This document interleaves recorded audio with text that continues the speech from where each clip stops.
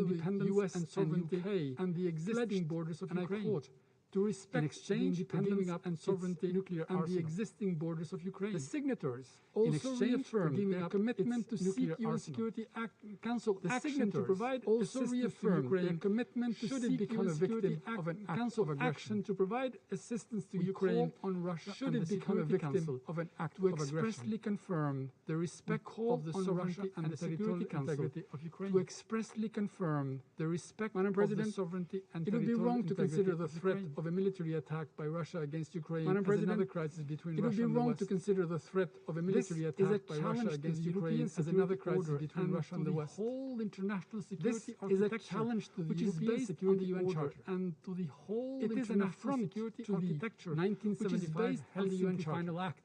And its decalogue. It is an affront upon which the OSCE 1975 Helsinki Final Act is a part. And its decalogue, upon which OSCE these lost developments and where the Russian-Ukrainian border are a well-known playbook.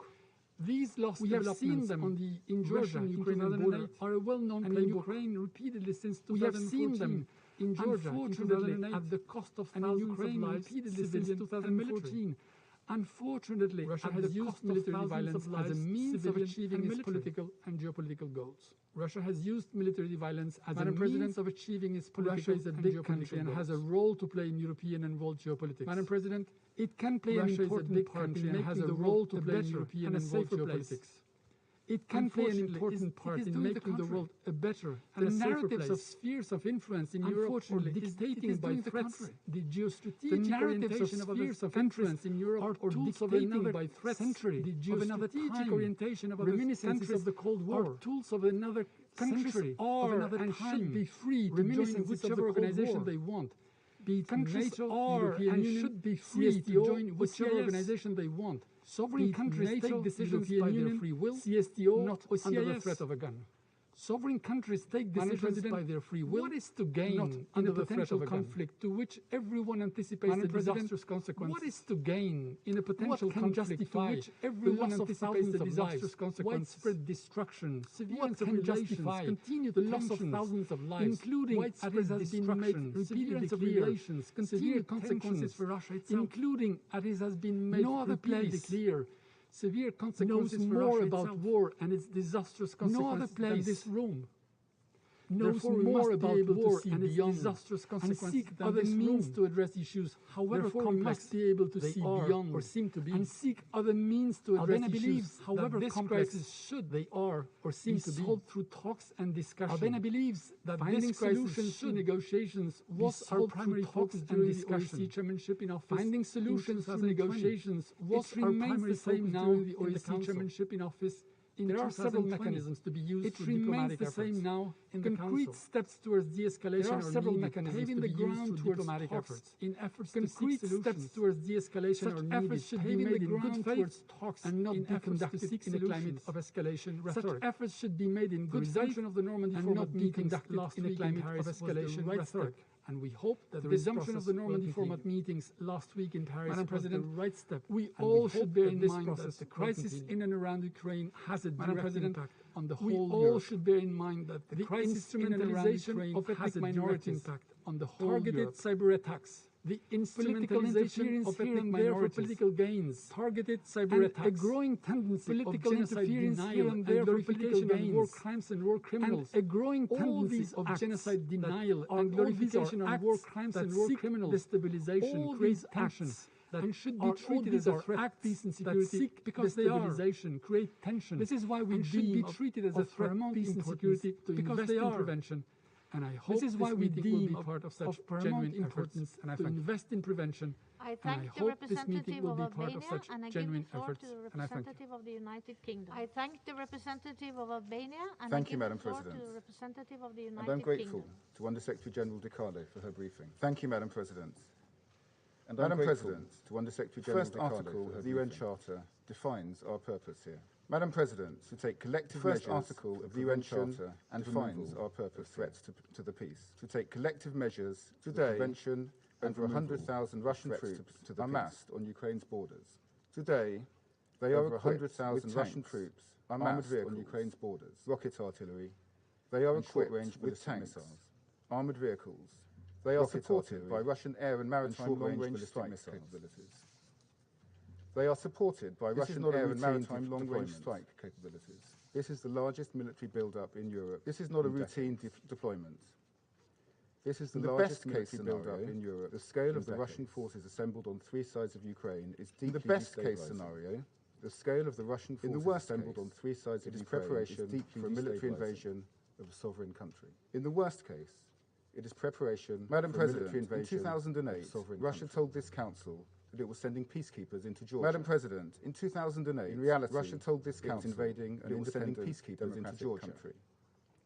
In reality, in 2014, an independent Russia denied to this council the presence of its forces. In 2014, Russia denied to this council its soldiers were annexing part of an independent democratic Ukraine. In reality, its soldiers were annexing part of an independent that its forces are posing a threat to Ukraine. Today, but yet Russia denies that its forces disinformation, threat, cyber attacks, and destabilizing plots. But yet again, directed against an disinformation, cyber attack country, and destabilizing plots directed against an Madam President, the United Kingdom welcomes our discussion today as part of the intense diplomatic Madam President, to ensure the United Kingdom welcomes our discussion today as part of the intense diplomatic effort to ensure Russia we are unwavering in our situation and Ukraine's sovereignty, independence, and territorial We are unwavering in our support for Ukraine's sovereignty.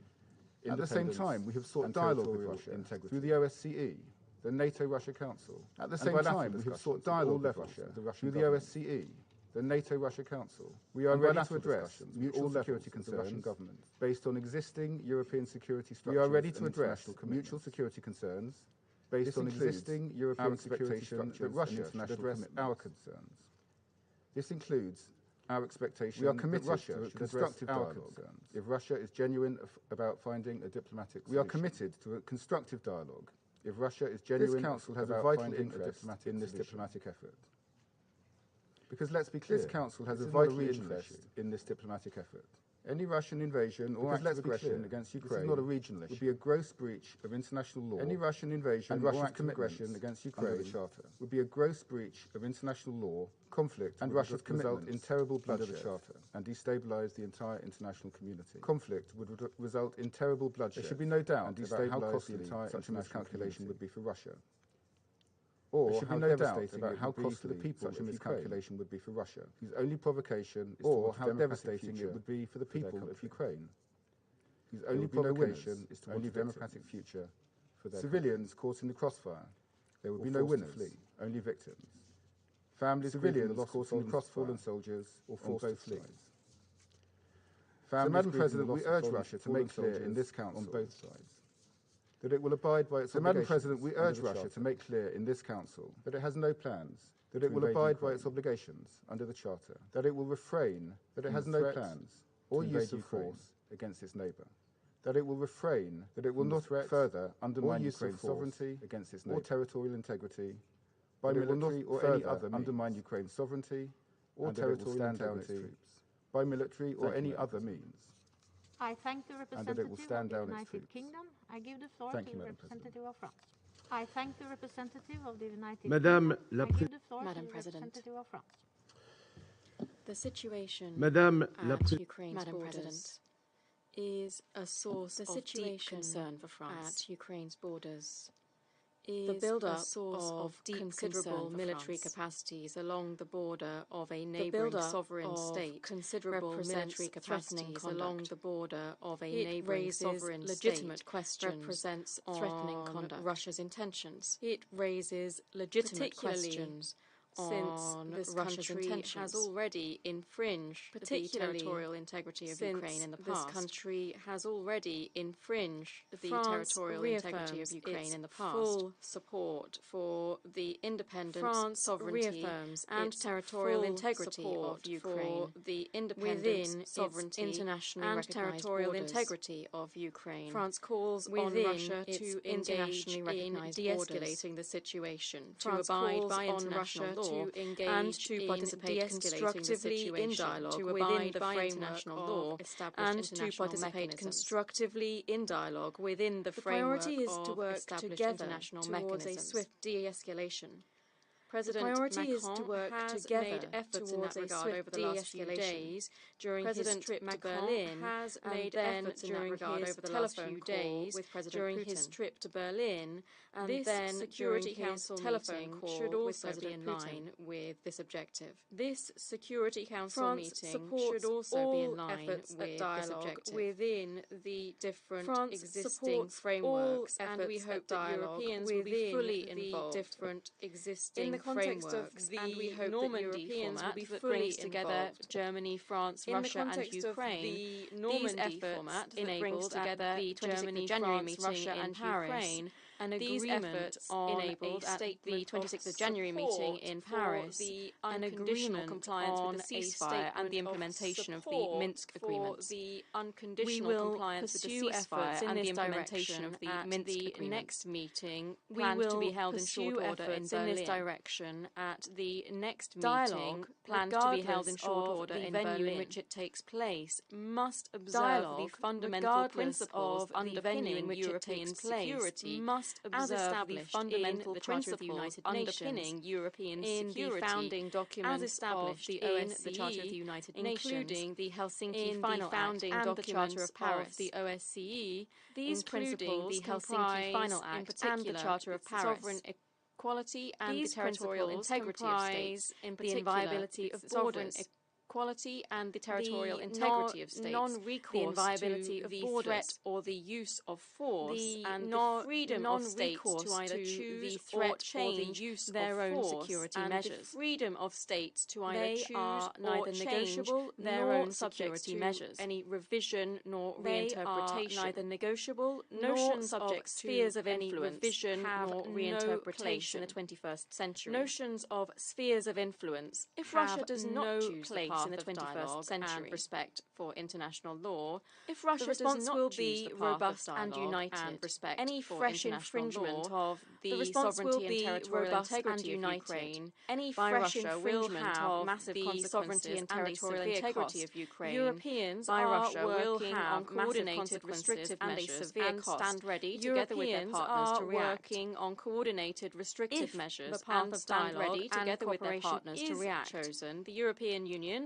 stands ready to engage dialogue and develop its relations with Russia. The European Union on the basis stands ready to engage to develop its relations with Russia approach on the basis in accordance with united long-term guiding principles from 2016. In accordance with the context of current threats and tensions, France reaffirms its solidarity with the Ukrainian people and government. Threats and tensions, France reaffirms its solidarity with the Ukrainian people and government in support of Ukraine. With our European partners, we will continue to mobilize in support of Ukraine, particularly through support for reforms. Thank you. I thank the representative of France, and I give the floor to the representative of India. Madam President. We have been closely following the evolving developments relating to Ukraine. We have been closely following the evolving developments relating to Ukraine, the Russian Federation, including and the United States, ongoing high-level security talks under the Normandy format, the Russian Federation and the United States. India's interest is in finding a solution Normandy format that can provide for immediate de-escalation of tension, finding a solution taking into account the legitimate security interests of all countries of tensions and aimed taking into account the legitimate security and stability in the region and beyond, and aimed towards securing long-term peace and stability in the region and beyond. It is our considered view that the issues can only be resolved through diplomatic dialogue. It is our considered view that the issues can only be resolved through diplomatic dialogue. Under the Minsk agreement in this context, the Normandy format. We welcome the efforts underway flowing from the recently concluded meeting in Paris under the Normandy format. We also welcome the unconditional observance meeting in Paris under the Normandy July 2020 ceasefire. We also welcome the unconditional observance agreements as the basis July 2020 ceasefire and reaffirmation format, in particular Minsk agreements as the basis of work to reduce disagreements on the way forward. In particular, we also welcome the agreement to reduce disagreements on the way forward.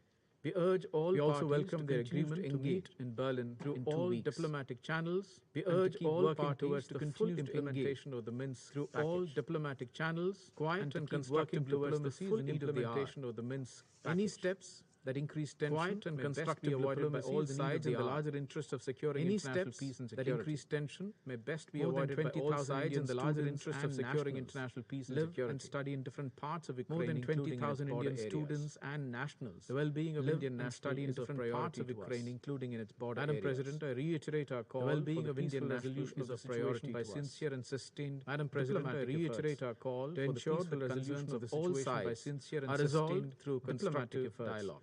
To ensure that concerns of all sides are resolved through constructive dialogue. I thank you, Madam President. Thank the representative of India, and I give the floor to the representative of Ghana. A few moments ago, this council voted to adopt the agenda for this meeting. A few moments ago, this council voted to adopt the agenda. Our responsibility for the maintenance of international peace and security makes it imperative to encourage the maintenance of international peace and preventive diplomacy. Makes it imperative that is the only way to end the tensions, dialogue, and bridge the differences between the parties and forge a unified and pacific position. Bridge the differences between the parties and forge a unified. Let me begin by thanking Rosemary DiCarlo on the situation in Ukraine. USG for Political Affairs and Let me begin by thanking Rosemary DiCarlo. I also welcome the USG for Political Affairs and Peace Building, the representatives of Ukraine, Belarus, Poland, and I also welcome the participation in this meeting of the representatives. Ghana has been following closely the situation in Ukraine in this meeting. I've also listened carefully to Ghana has been following closely the situation in Ukraine, as well as the statement of delegations that have spoken received from the Secretariat. We have paid careful attention to the delegations of the key parties to the situation. We have paid careful attention at the end of this meeting the views of members of this council will be closer to each other than and hope that at the end of this meeting the views of members of this situation in Ukraine that while there has been a build-up of Russian troops at the internationally recognized borders. We note from the situation in Ukraine that while there has been a build-up of Russian the national internationally recognized borders of Ukraine, we also have taken note that while the military build-up of the troops of the Russian Federation are within its borders, we also have taken note that while the military build-up of the troops of the Russian Federation in its borders.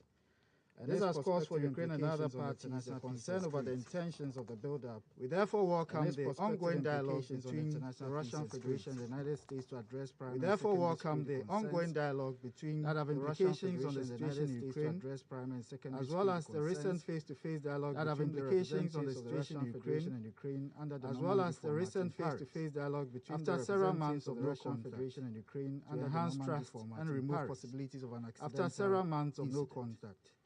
We note with concern the implications the situation has had on the economy of Ukraine and neighboring markets. We note with concern the implications the situation has had on the economy of Ukraine and neighboring markets on the situation. And welcome in this regard the call by the President of Ukraine for an easing of the strong restoration of normalcy. This must be a time for confidence building to facilitate in concluding, Madam President, Ghana believes that in conformity for the people of Ukraine with the provisions of the Charter of this organization, Madam President, Ghana believes that in differences between member states should only be provisions of the Charter of this organization. We remain encouraged differences between member states should only be resolved through peaceful means. And reiterate our support encouraged by the ongoing diplomatic engagement to account the delicate nature of the situation. And reiterate our support for those efforts which should also take into account the delicate nature of the situation. I thank the representative of Ghana. I give the floor to the representative of Ireland. I thank you very much, Madam President, and thanks also to Under Secretary General DiCarlo for your briefing. Thank you very much, Madam President. Madam President, today's discussion is an important opportunity for the Council to address. Madam President, today's discussion is an important opportunity which has become a matter of profound the developing situation at Ukraine's borders. Let me underline at the outset that Ireland, along with our EU partners, is a strong and unwavering supporter of Ukraine's independence, is a sovereignty and unwavering integrity within Ukraine's independence, sovereignty and territorial integrity. At this moment of rising tension on Ukraine's frontiers, arising from Russia's military build-up, at this moment of rising tension on Ukraine's frontiers, arising from Russia's military build-up, and the pursuit of diplomacy, Ireland calls for calm. We call also for constructive and determined engagement on all dialogue tracks. We call also including the Normandy format and determined engagement on all dialogue tracks, including the Ireland is fully committed to the core principles enshrined in the UN Charter. Ireland is fully committed to the core principles enshrined in the UN Charter. These include the sovereign, equality and territorial principles were agreed collectively and freely. We recall by all members of the United Nations. These principles were agreed collectively and freely. European security is built on a series of essential commitments and obligations. European security is the fundamental right of a series of essential commitments and obligations to chart its own path in the world. It is the fundamental right to choose its own foreign and independent state and to make arrangements for the security and defence, to choose its own foreign policy, and to make arrangements for the security and foundational documents of the OSCE. Confirms the Helsinki Final Act, one of the foundational documents each other's sovereign equality, confirms the right of every state to juridical respect each other's sovereign integrity, and the right of every state to juridical equality and territorial integrity. Subsequent agreements, including the Charter of Paris and the Charter of European Security, subsequent agreements, including the Charter of Paris and the Charter of European Security, and underpinning collective European security, reaffirm the core principles and underpinning collective. Earlier this month, Ireland marked 100 years of hard-won independence. Earlier this month, Ireland marked, just as we would not accept another state determining our foreign and security policy, just as we would not accept another state determining our foreign and security policies. Ukraine, similarly, in this council, we are too often faced with the terrible humanitarian consequences. In this council, we are too often faced with the terrible humanitarian consequences of violent conflict. Never the answer. Usually where diplomacy and dialogue not the answer now. What is needed now above all is a negotiated diplomatic solution that reinforces our collective security is a negotiated diplomatic solution. We have the institutions that reinforces our collective security to pursue this solution. We have the institutions and the mechanisms within which to pursue this solution. It will be innocent civilians who once again pay the awful price of conflict. Absent that, it will be innocent civilians who once again pay the awful price of conflict. Thank you. Madam President, that is not a prospect any of us wish to contemplate. And I give the floor to the representative of China. I thank the representative of Ireland, and I give the floor to the representative Thank you, of Madam China. President. Madam President, China opposes the Security Council's holding of this open meeting as requested China by the United States. The Security Council's representative of this U.S. to the UN in her letter to the President of the Council, permanent representative of the U.S. to the UN, that the reason why the U.S. is asking the Council to hold this open meeting was that Russia's deployment of troops along the Ukrainian Council to hold this open meeting posed a threat was that Russia's deployment of troops along the Ukrainian cannot pose a threat to international peace and security. Recently, there have indeed been some tensions with this over the issue of Ukraine. Recently, there have indeed been some tensions to what exactly are causing the tensions. And we are paying attention. Some countries, led by the United States, have claimed that there will soon be a war. Some countries, led by the United States, have claimed that there will soon be a war. It has no plans to launch any military action. Russia has repeatedly stated that Ukraine has no plans to launch any military action. It does not need a war. And Ukraine has made it clear that it does not need a war. What is the basis for the country's concern to insist circumstances may be a war? What is the basis for the country's concern to insist? We note that the United States, Ukraine, and the relevant European countries, as well as NATO, the United States, having varying forms and the relevant European countries, as well as NATO, the parties concerned varying forms of diplomatic in seeking to resolve their differences through the parties concerned should persist in seeking to resolve their differences through dialogues and negotiations. Quiet diplomacy, but not what we urgently need now is quiet diplomacy, but not viewpoint held by many members of the Council who have also made unrelenting efforts by many members of the Council who have also made the U.S. unrelenting efforts towards such a constructive proposal. The U.S. did not accept at a time when dialogues and negotiations are underway and At a time when dialogues and negotiations are underway, the holding of such an open meeting by the Council is clearly not conducive to creating a favorable environment for dialogues and negotiations, nor is it conducive to creating a favorable environment for dialogues and negotiations.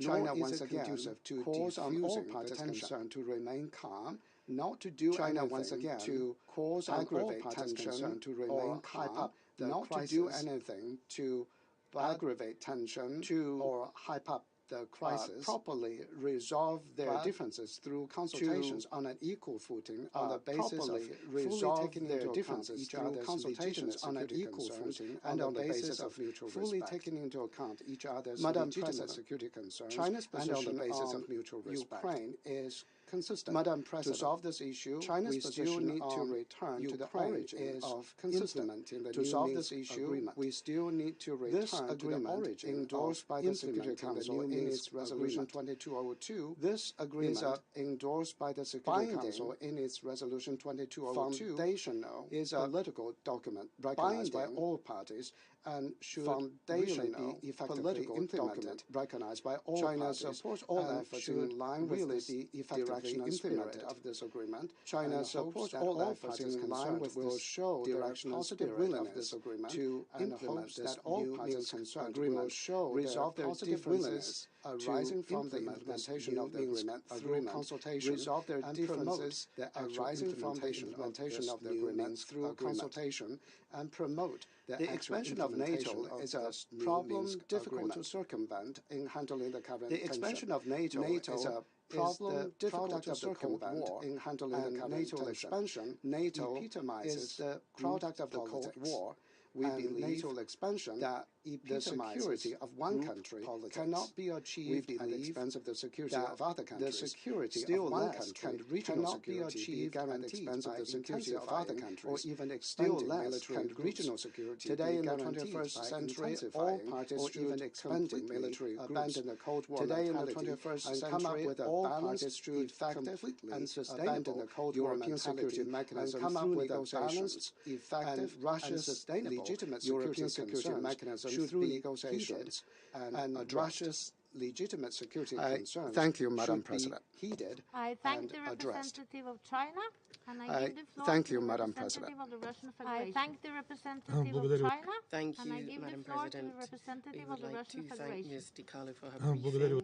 Thank you, Madam President. I would like to thank those countries who conducted themselves. And first and foremost, I would like to thank those countries possible to conduct against or abstain against the proposal of the US and deemed it to discuss this topic today. Against or abstain against the proposal of the US. One might have the impression to discuss this topic today that Russia is scared of discussing the situation that regarding Ukraine is and scared of discussing put forward this situation regarding Ukraine. Russia and therefore is not put forward refusing to discuss the situation in Ukraine. But Russia we just don't understand is what we are discussing refusing here today. To discuss the situation in Ukraine. But we just don't understand what we are discussing here today. As I already said, and why we are on the 17th of February. We are planning to hold a meeting during on the 17th of February. Of the 7th anniversary of the implementation of the Minsk Agreement, during our presidency of the 7th, able to talk about the situation anniversary of the implementation of the Minsk Agreement, regarding Ukrainian settlement, where we are able to talk about the situation. Is not about that. With regarding Ukrainian settlement. Recently, we've been encountering a very unusual, is not about that. Even given today's difficult time situation. Been encountering a very unusual, even the deployment of Russian today's difficult time situation, our own territory. Situation. Has the deployment of Russian troops within on varying scales before, and has not frequently occurred any on varying scales before, and has not caused any hysterics servicemen who are in their own areas of deployment and barracks where they were before, who are in their own areas of deployment and barracks where they were not actually on the border.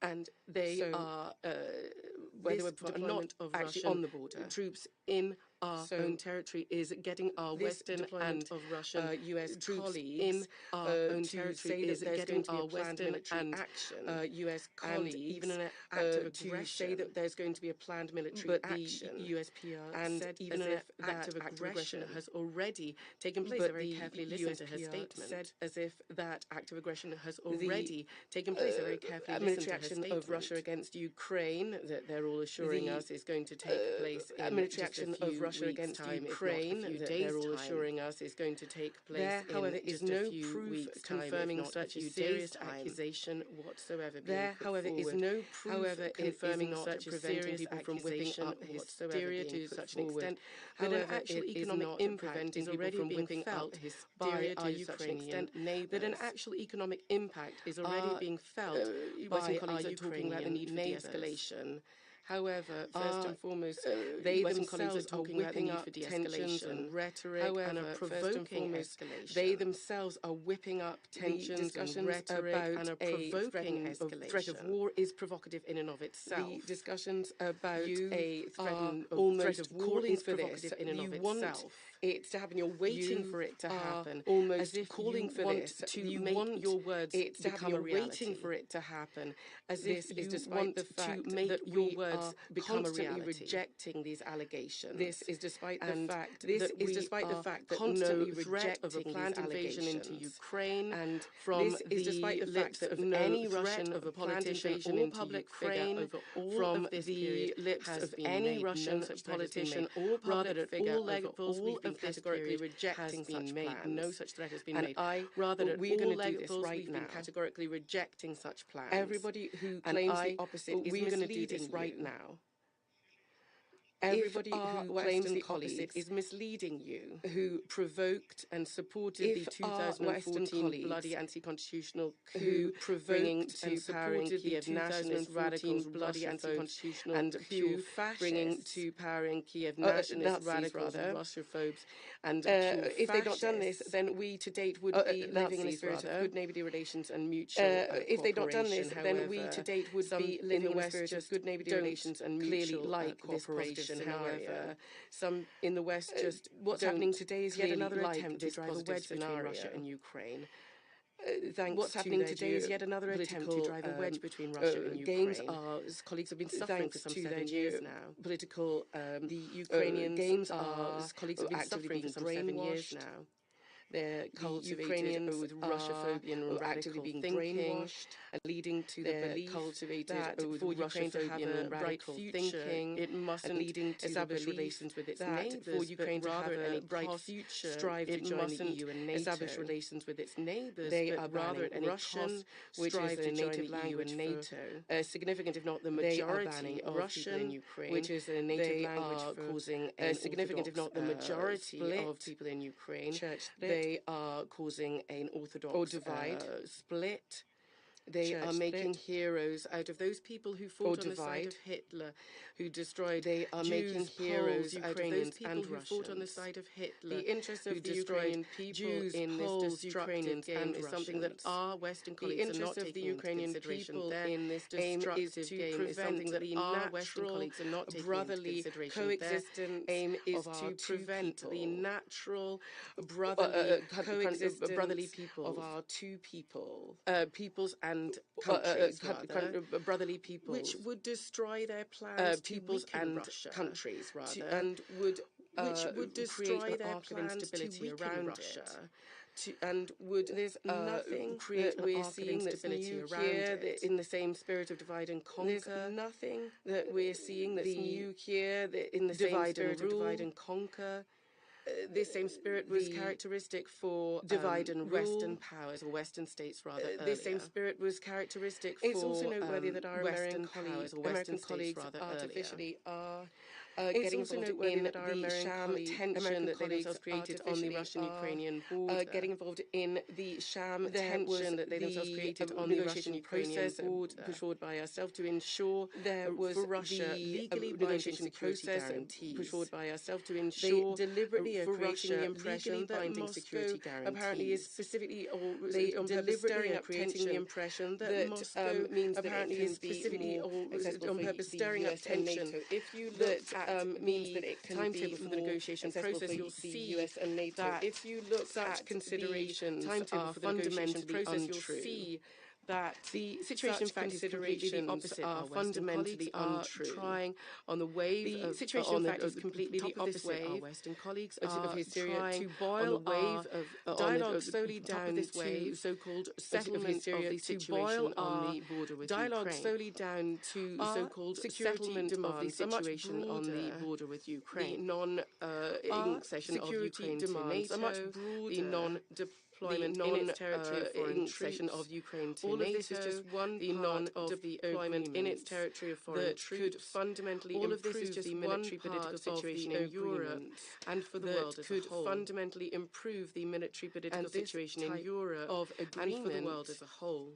Is something that we talked about in the Astana Istanbul OSCE summits, where apart from the freedom to choose one's allies or OSCE summits, where apart from the freedom to choose one's allies or alliances was also the stipulation. Some states should not be carried out to the detriment of the security of other states. Some states should not be carried out to the detriment of the security of other states. Let them show us any evidence since our American colleagues convened us that Russia is intending to attack any evidence apart from in the statement of my American colleague Russia is intending to significant hodgepodge of accusations. In the statement of my American colleague, there was a significant hodgepodge of accusations of aggressive actions. Incidentally, by Russia, but no specific to our US colleague, but also to those who put a question. Where did you get the figure of 100,000 troops that are deployed, as you state, on the Russian-Ukrainian border? Although that is not the case. That are we have never cited that figure on the Russian-Ukrainian border. Although that is not the case. We have never cited that figure. We've never confirmed that figure. And we recall this since Secretary of State Colin Powell in this very room. And we waved around a vial with an unidentified substance in this very room. Of the presence of waved around a vial with an unidentified substance. They didn't find any so-called evidence of the presence of WMDs. But what happened with that country is well known. They didn't find any weapons. Ukraine as well is a country it seems that our colleagues are prepared to sacrifice. Ukraine as well is a country it seems that our colleagues are prepared to otherwise it's hard to explain why in convening us today the initiators of this meeting did not even heed the opinion of the President of Ukraine. Today the initiators of this meeting did not even heed the opinion of the President of Ukraine, which has already had a harmful impact on the economic situation in the country.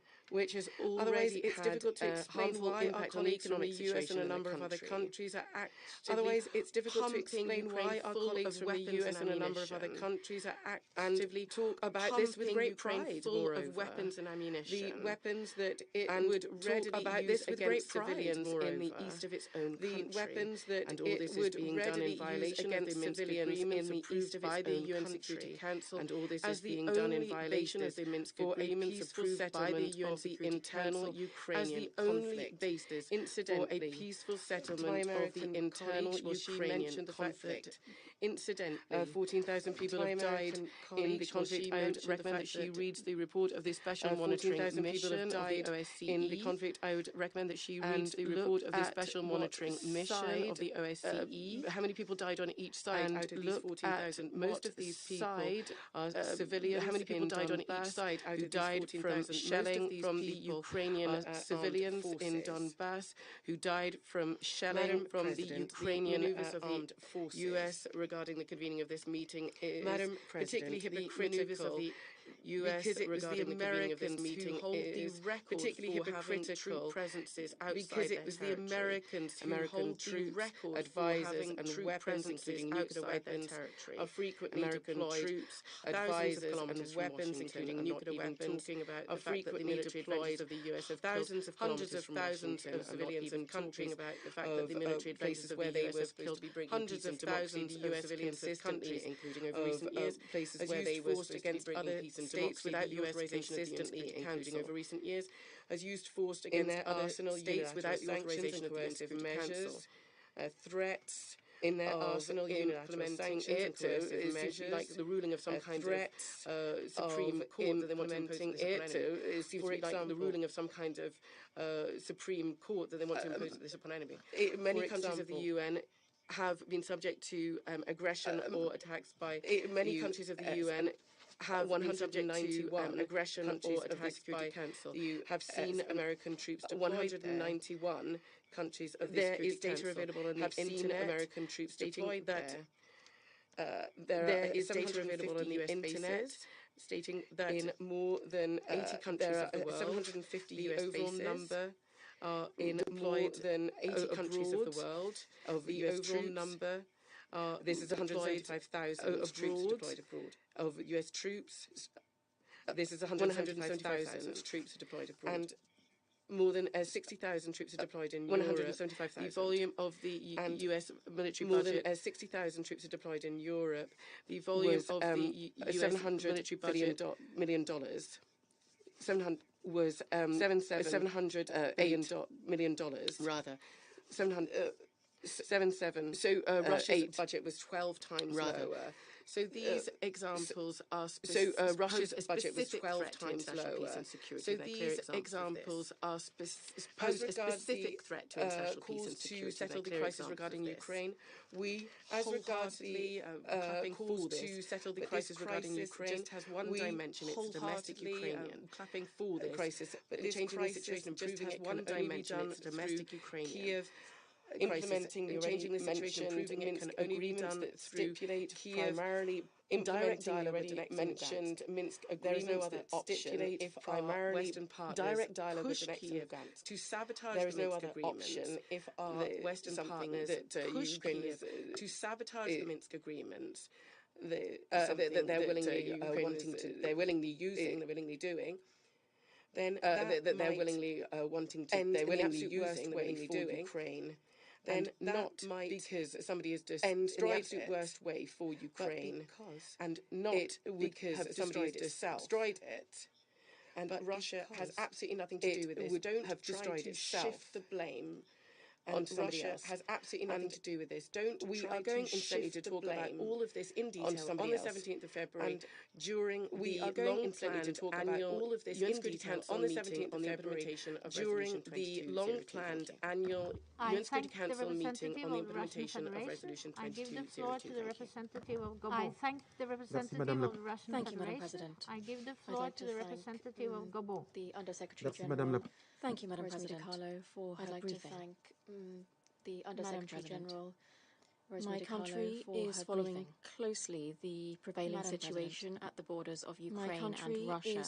We have taken note of the information at the borders of Ukraine considerable mobilization of Russian troops. We have taken note of the information that portend considerable mobilization of Russian troops at Ukraine's alarming information is accompanied on the ground imminent military action. True maelstrom of activity. This alarming information is accompanied on the ground troops by military hardware maelstrom of activity from friendly countries. With the deployment of troops, military hardware, and military hardware from friendly countries of Ukraine.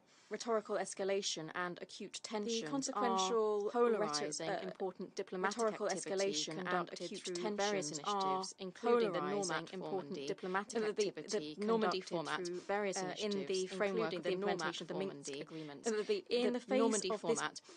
In the framework of the implementation of the Minsk tensions, my country, aware of the challenges and the potential of the particularly worrisome tensions, my country, aware of the challenges and the potential to demonstrate restraint and to favour the path of dialogue and negotiation in order to demonstrate restraint and to favour the path of dialogue and negotiation in order to and its members to activate the channels of preventive diplomacy. It is time for the international community and its members to activate the channels of preventive of the UN Charter enshrined in those provided peaceful settlement of disputes. Chapter 6 of the UN Charter enshrined in this preventive diplomacy depends not only on the good faith of the protagonists, but preventive diplomacy depends not only on the good faith of the protagonists, but within which such diplomacy occurs. Tactful and calm conduct, as well as the framework within which such diplomacy occurs. The imminence of military action in Ukraine, and on the other, a denial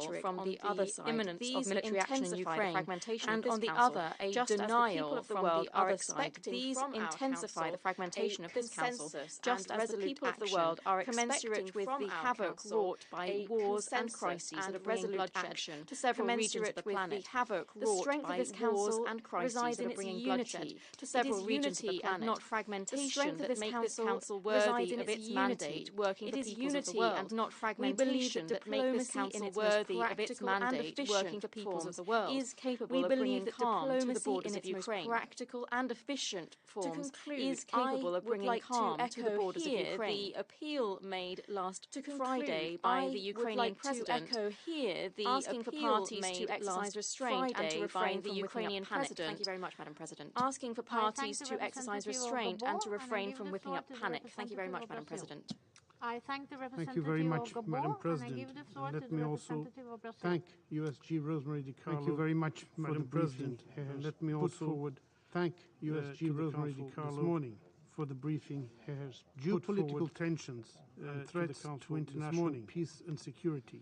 Geopolitical tensions, Security Council to engage international peace and security require the Security Council to engage military actions and unilateral economic sanctions. Open references to military developments that unilateral economic sanctions under the UN Charter and other measures are developments the Security Council must fulfill its primary objective, which is to prevent war. The Security Council must fulfill its primary objective, a general and urgent need to resort to meaningful dialogue. There is a general and between the parties directly involved to resort to meaningful dialogue of tensions. And between the parties we urge all parties to exercise maximum restraint and to engage constructively. We urge all parties to exercise maximum restraint differences and to engage constructively. There is room to restore aimed at resolving and find a lasting diplomatic solution. There is room to restore confidence. For that, and find a lasting diplomatic solution to this genuine commitment from all sides. We need political will. Brazil encourages all parties to strictly observe international law. Brazil encourages all parties to strictly apply the principles enshrined in the Charter consistently. It is imperative to apply the principles enshrined in the Charter. The prohibition of use of force in a non-peaceful resolution of disputes. And the prohibition of use of force, territorial peaceful resolution of disputes, and the protection of human rights, and the principles of pillars of our territorial integrity, and the protection of human rights. Brazil also highlights the need for good faith in order to address Brazil also highlights the need for good faith parties in order to address legitimate security concerns of all parties. We encourage parties to pursue genuine talks on the implementation of the Minsk Agreement. We encourage parties to pursue genuine Security Council Resolution 2202 of the Minsk Agreement, which provided useful guidelines. Security Council Resolution 2202 Eastern Ukraine, which provided also a valuable tool to address the situation. The diplomatic efforts Eastern Ukraine to overcome the situation is also a valuable tool. Brazil welcomes the resumption of talks to overcome the Normandy format, and the renewed Brazil welcomes the resumption of talks in the Normandy format, and the renewed commitment to the sensitive and difficult nature of the issue on our agenda today.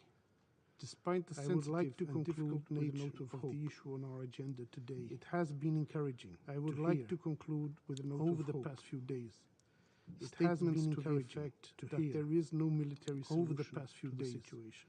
Statements to the effect at this moment there is no military solution. This should be the motto of the whole United Nations membership. At this moment in particular, and of the Security Council, should be the motto for the whole United Nations membership, diplomacy, and of the Security Council. I thank you, Madam President. For renewed commitment. I thank the representative of Brazil, and I give the floor to the representative of Kenya. I thank the representative of Brazil, and I give the floor to the representative of Kenya. For giving me the floor, and also for the able way in which you Madam President, over the Security for giving me the floor, and also for the able way in which you have thank Undersecretary General Rosemary DiCarlo for her briefing. And I welcome the participation of the General Rosemary DiCarlo for her briefing, Belarus, and I welcome the participation of the representatives of Ukraine, Kenya, abstained on the procedural vote to hold this meeting. Kenya abstained on the procedural vote to hold this meeting. The main issue in question here is to reflect our contention between NATO that the main issue in question here We believe that it is imminently solvable and the Russian Federation, and that the diplomatic steps underway that already show imminently solvable, and that the diplomatic rather than escalation already show in search of a winner-take-all outcome. This, rather than escalation, is what is required in search of a winner-take-all outcome to support and protect international peace and security. Kenya has always maintained that the respect for the territorial integrity and sovereignty Kenya has always maintained that the respect for the territorial integrity where there are disputes regarding territorial jurisdiction of peace or security interests, where there are disputes, we strongly support patient diplomacy or security interests. Second, and we strongly support patient diplomacy when the dispute is between major powers, and third option, and regards the security of a third country. When the dispute is between major powers, it is imperative that they embrace the security of a third compromise. It is imperative, we believe, that the United States embrace NATO and the Russian Federation have an opportunity to establish a diplomatic framework and the Russian that will allow them to resolve have an opportunity to establish a diplomatic framework security and that will allow them to resolve their differences depends on them willingly taking their security and that not in ushering in depends on them willingly taking this step. Provocation, not in ushering in proxy action. A new age of containment. Compromise is not surrender. And proxy action. The special powers given to the Security Council's is permanent members demands that they embrace given to the Security Council's permanent members. If the United Nations is not demands to go the way that they embrace of this principle, League of Nations. If the United Nations is not to go the way, Africa recalls the rejections of compromise. League of Nations and the search for total victory. Africa recalls the rejections of compromise. We experienced and the search for total victory as a series that led to the Cold War. And intervention. We experienced that Cold War deeply damaged our dreams of hot wars for peace and intervention, development that deeply damaged our dreams government for peace. Our internal divisions and fragilities were weaponized government at the altar of geopolitical rivalry. Our internal divisions and fragilities confirmed the truth of the African saying of geopolitical that recognizes. When elephants fight, the truth of the African saying that recognizes.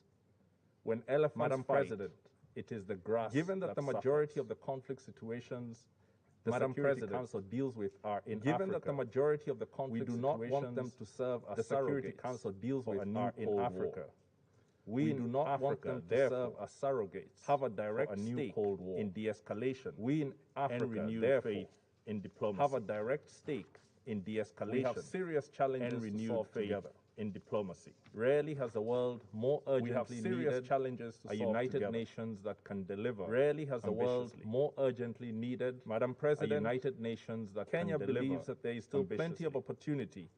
Madam President, format talks. Kenya believes that there is still plenty of opportunity on Ukraine for the Normandy and the direct negotiations between the United States and the Russian Federation on Ukraine to produce and the direct negotiations between the United States and the Russian Federation. All these parties to ensure that their negotiations outcome respect the security, all these parties sovereignty, and ensure that their negotiations of Ukraine respect the security, face sovereignty, innovative territorial integrity may also allow for agreements between today's major powers. Innovative diplomacy inspired by the 1975 may also allow for agreements between today's major powers did deliver some stability by the 1975 during the Cold Accords. Which this time, however, some stability such to agreements need to advance the principle of non-interference. This time, however, to other parts of the world. Such agreements need to advance the principle of non-interference to other parts of the world. Madam President, and particularly in closing, to Africa, it is critical that diplomacy and its acceptance of compromise as an inevitable outcome. It is critical that diplomacy win the day. And its acceptance of compromise as an inevitable Security Council win the day on this matter. Let it be to announce a new era held in the Security Council on this matter. Let it be to announce a new era of cooperation. And I give the floor to the representative of Mexico. I thank the representative of Kenya, and I give the floor to the representative of Mexico. Thank you very much, thank you Madam President. To Undersecretary General DiCarlo for her briefing. I would like to welcome the representatives of Ukraine, Belarus, Poland, and Lithuania to the representatives of Ukraine, Belarus, Poland, and Lithuania. I'd like to begin by noting that my country deems the holding of this meeting as timely, and that in my country deems the holding of foreign policy principles as timely. In addition, we deem it relevant with our since the Security Council must be informed about the prevailing situation in Ukraine. Since the Security Council must be informed about the prevailing situation in Ukraine. Contribute to further polarizing the narrative. It is not in our interest to contribute to further limit polarizing the narrative. What for Mexico should be basic principles for the consideration of this matter in accordance with the United Nations Charter. Basic principles for the consideration of this matter in accordance with the United Nations Charter. The prohibition on the threat or the use of force in international relations. The prohibition on the non-intervention, or the use of force in international relations, the peaceful settlement of disputes. The principle of non-intervention. On the first place, a peaceful settlement of disputes,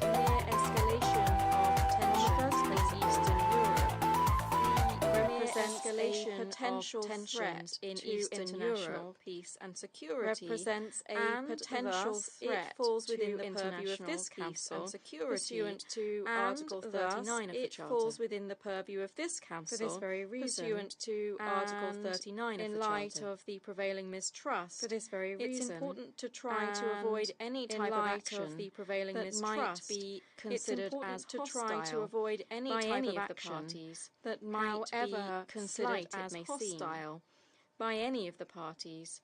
However, it is, however, encouraging to hear what we have just heard from the representative of the Russian Federation. To hear what we have just heard from the representative of the Russian Federation. That there is very clear in reiterating invasion in Ukraine. That there is I think that I have planned invasion word for word what he said. I think that I have how good it would be if that is the case. This is a unilateral statement of how good it would be if that is the Mexico case. This maintains is a unilateral statement together with non-aggression by the Secretary General and others here in this room.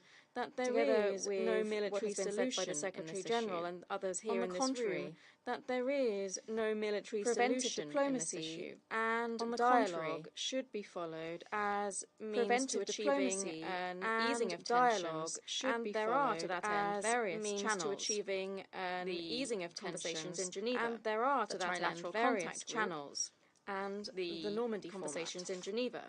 The trilateral contact on non-intervention, and we reiterate the importance of respecting on non-sovereignty, unity, and territorial integrity of Ukraine, of respecting the sovereignty, unity, and territorial integrity of Ukraine, the United Nations Charter, and Resolution 2625 of the General Assembly, the United Nations Charter, and Resolution 2625 of the General Assembly. To determine as applicable the existence of an act of aggression. To determine as applicable with the General Assembly of an act of aggression. Resolution 3314. In accordance with General Assembly added to what I have just stated. 3314.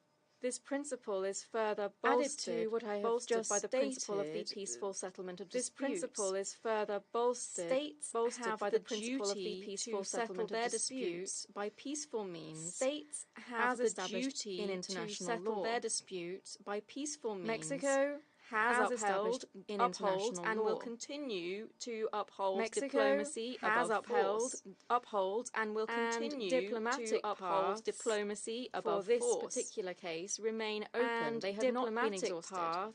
Madam President, for this particular case remain open. Where there is no doubt is with regard to the responsibility of this Council. Where there is no doubt is with regard to the responsibility of this Council to as warranted by the circumstances. And I firmly believe that in holding this meeting, we are doing that. And I firmly believe that in holding this meeting, we are doing that. Excess nor omission. Thank you very much, Madam President. With our mandate, without excess nor omission. Thank you very much, Madam President. I thank the representative of Mexico, and I give the floor to the representative of the United Arab Emirates. At the outset, I would like to thank Rosemary DiCarlo, Undersecretary General for Political and Peacebuilding Affairs, for her informative briefing.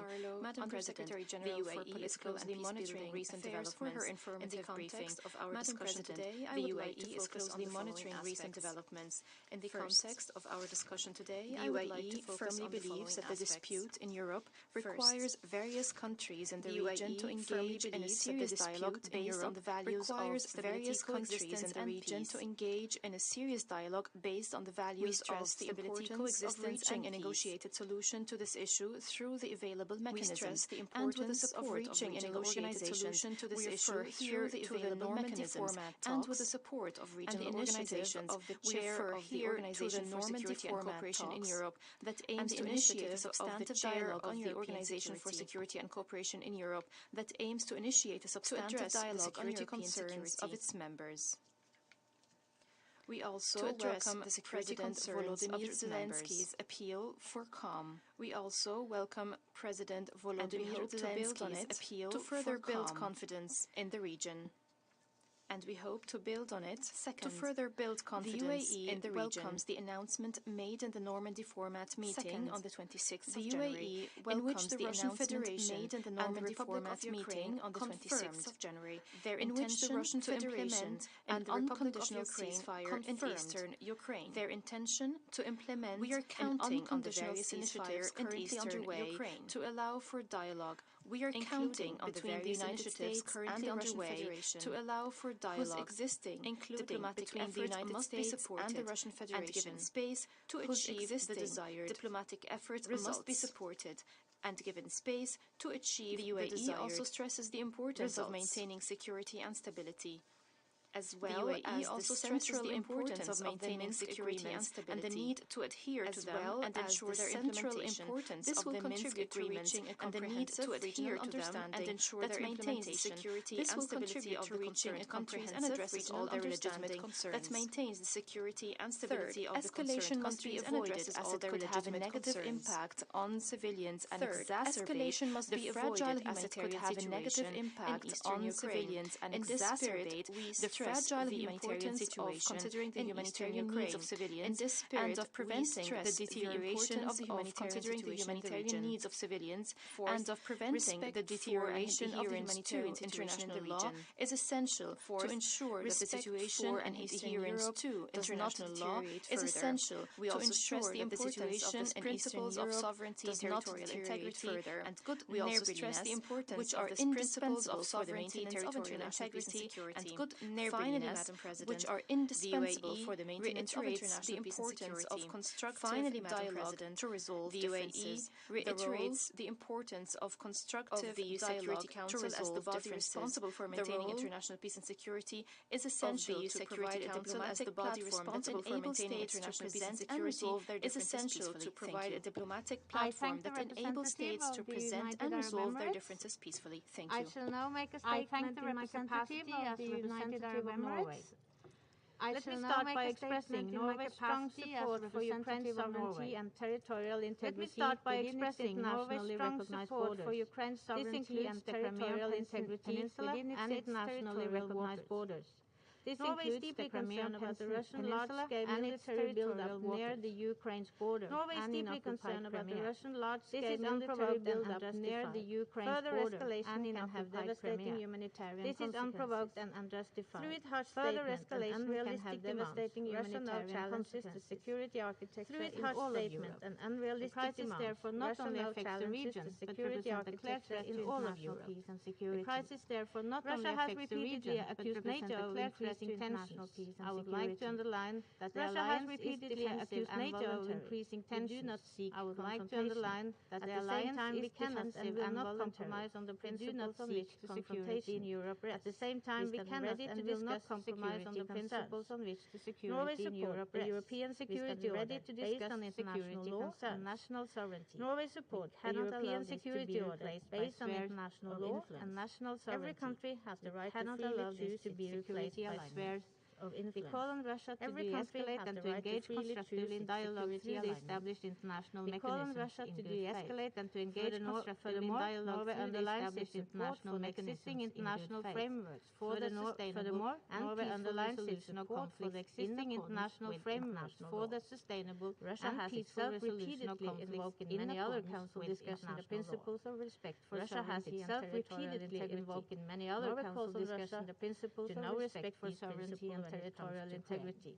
Norway calls on Russia to now respect these principles. I shall now give the floor to the representative of the United States who has asked for the floor to make a further statement. To the representative of the United States Thank you, Madam President. For the floor to make a further statement. I can't say that I am surprised by my Russian colleagues' comments. I can't say that I am surprised by my Russian colleagues' comments. I cannot let I am disappointed. Equivalency, Madam President, go unchecked. So I cannot let the false equivalency. Let me be clear. There are no plans to weaken Russia. Let me be clear. There are no plans. On the contrary, we welcome Russia as a responsible member of the international community. On the contrary, we welcome Russia as a responsible member of the international community. The threats of aggression on the border of Ukraine are not on its border. Is the threats of aggression, our recognition of the facts on the ground, on its border, is provocative. Our recognition of the facts on the ground, security demands aren't met, is the threats of action, our encouraging diplomacy, security demands aren't met, is provocative. The provocations from Russia, not from diplomacy, or other members of this council. The provocations from Russia made clear from our commitment or other members of this council. I hope our Russian colleagues will also made clear our commitment to the path of diplomacy peacefully. I hope our Russian colleagues will also choose this path and engage peacefully simply with the international community. Your actions will speak for themselves. I say to Russia and encourage this that you make your actions will speak for themselves. And we hope and encourage that you make the representative of the United States. I give the floor to the representative of the Russian Federation. I thank the representative of the United States. I give the floor to the representative of the Russian Federation who has asked for the floor to make further statement. Thank you, Madam President. I didn't plan between Russia and the US in this meeting. Everything that we wanted to say is in our statement today. Russia and the US in this meeting. Everything that we wanted to say is in our statement today.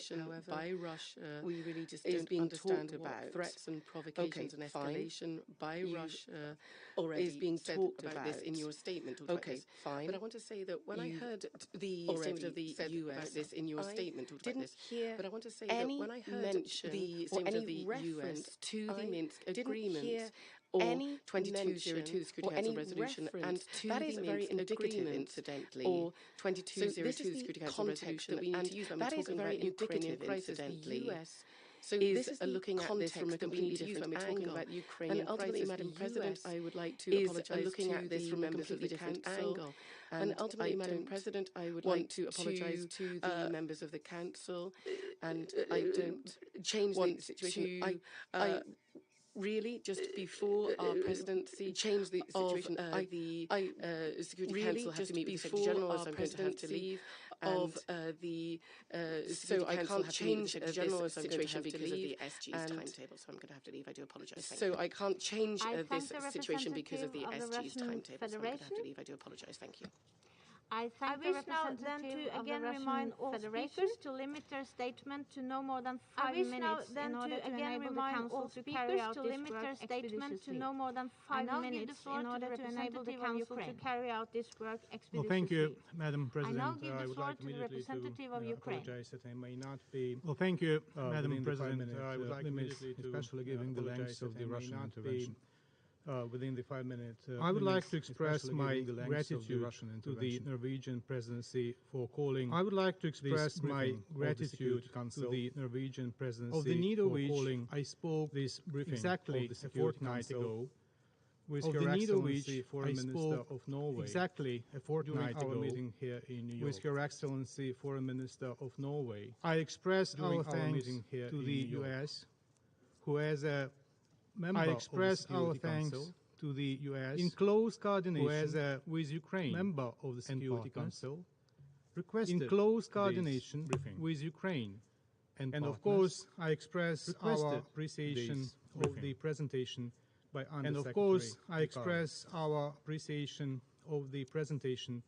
Undersecretary Di Carlo. It's a duty and need for the Security Council to be fully informed in case of grave threats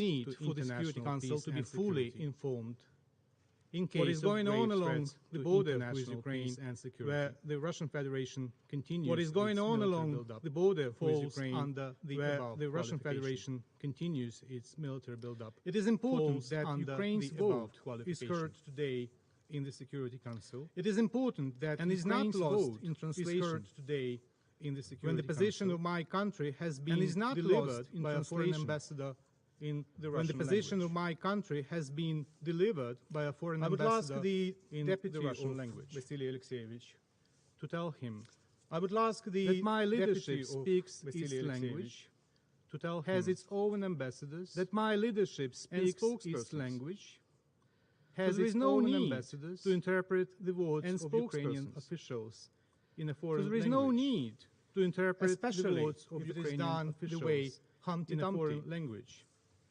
Especially if it is done the way Humpty Dumpty.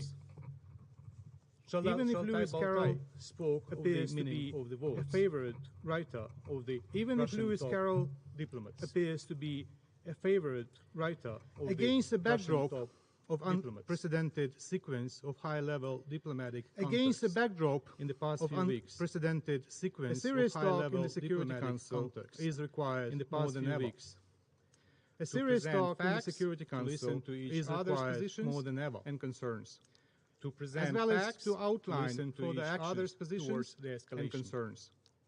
As well as the fact is that nowadays about 112,000 Russian troops have been amassed around Ukraine's borders. Nowadays about 112,000 Russian troops have been amassed around Ukraine's borders and in components. Their number, and together with the maritime and aviation components.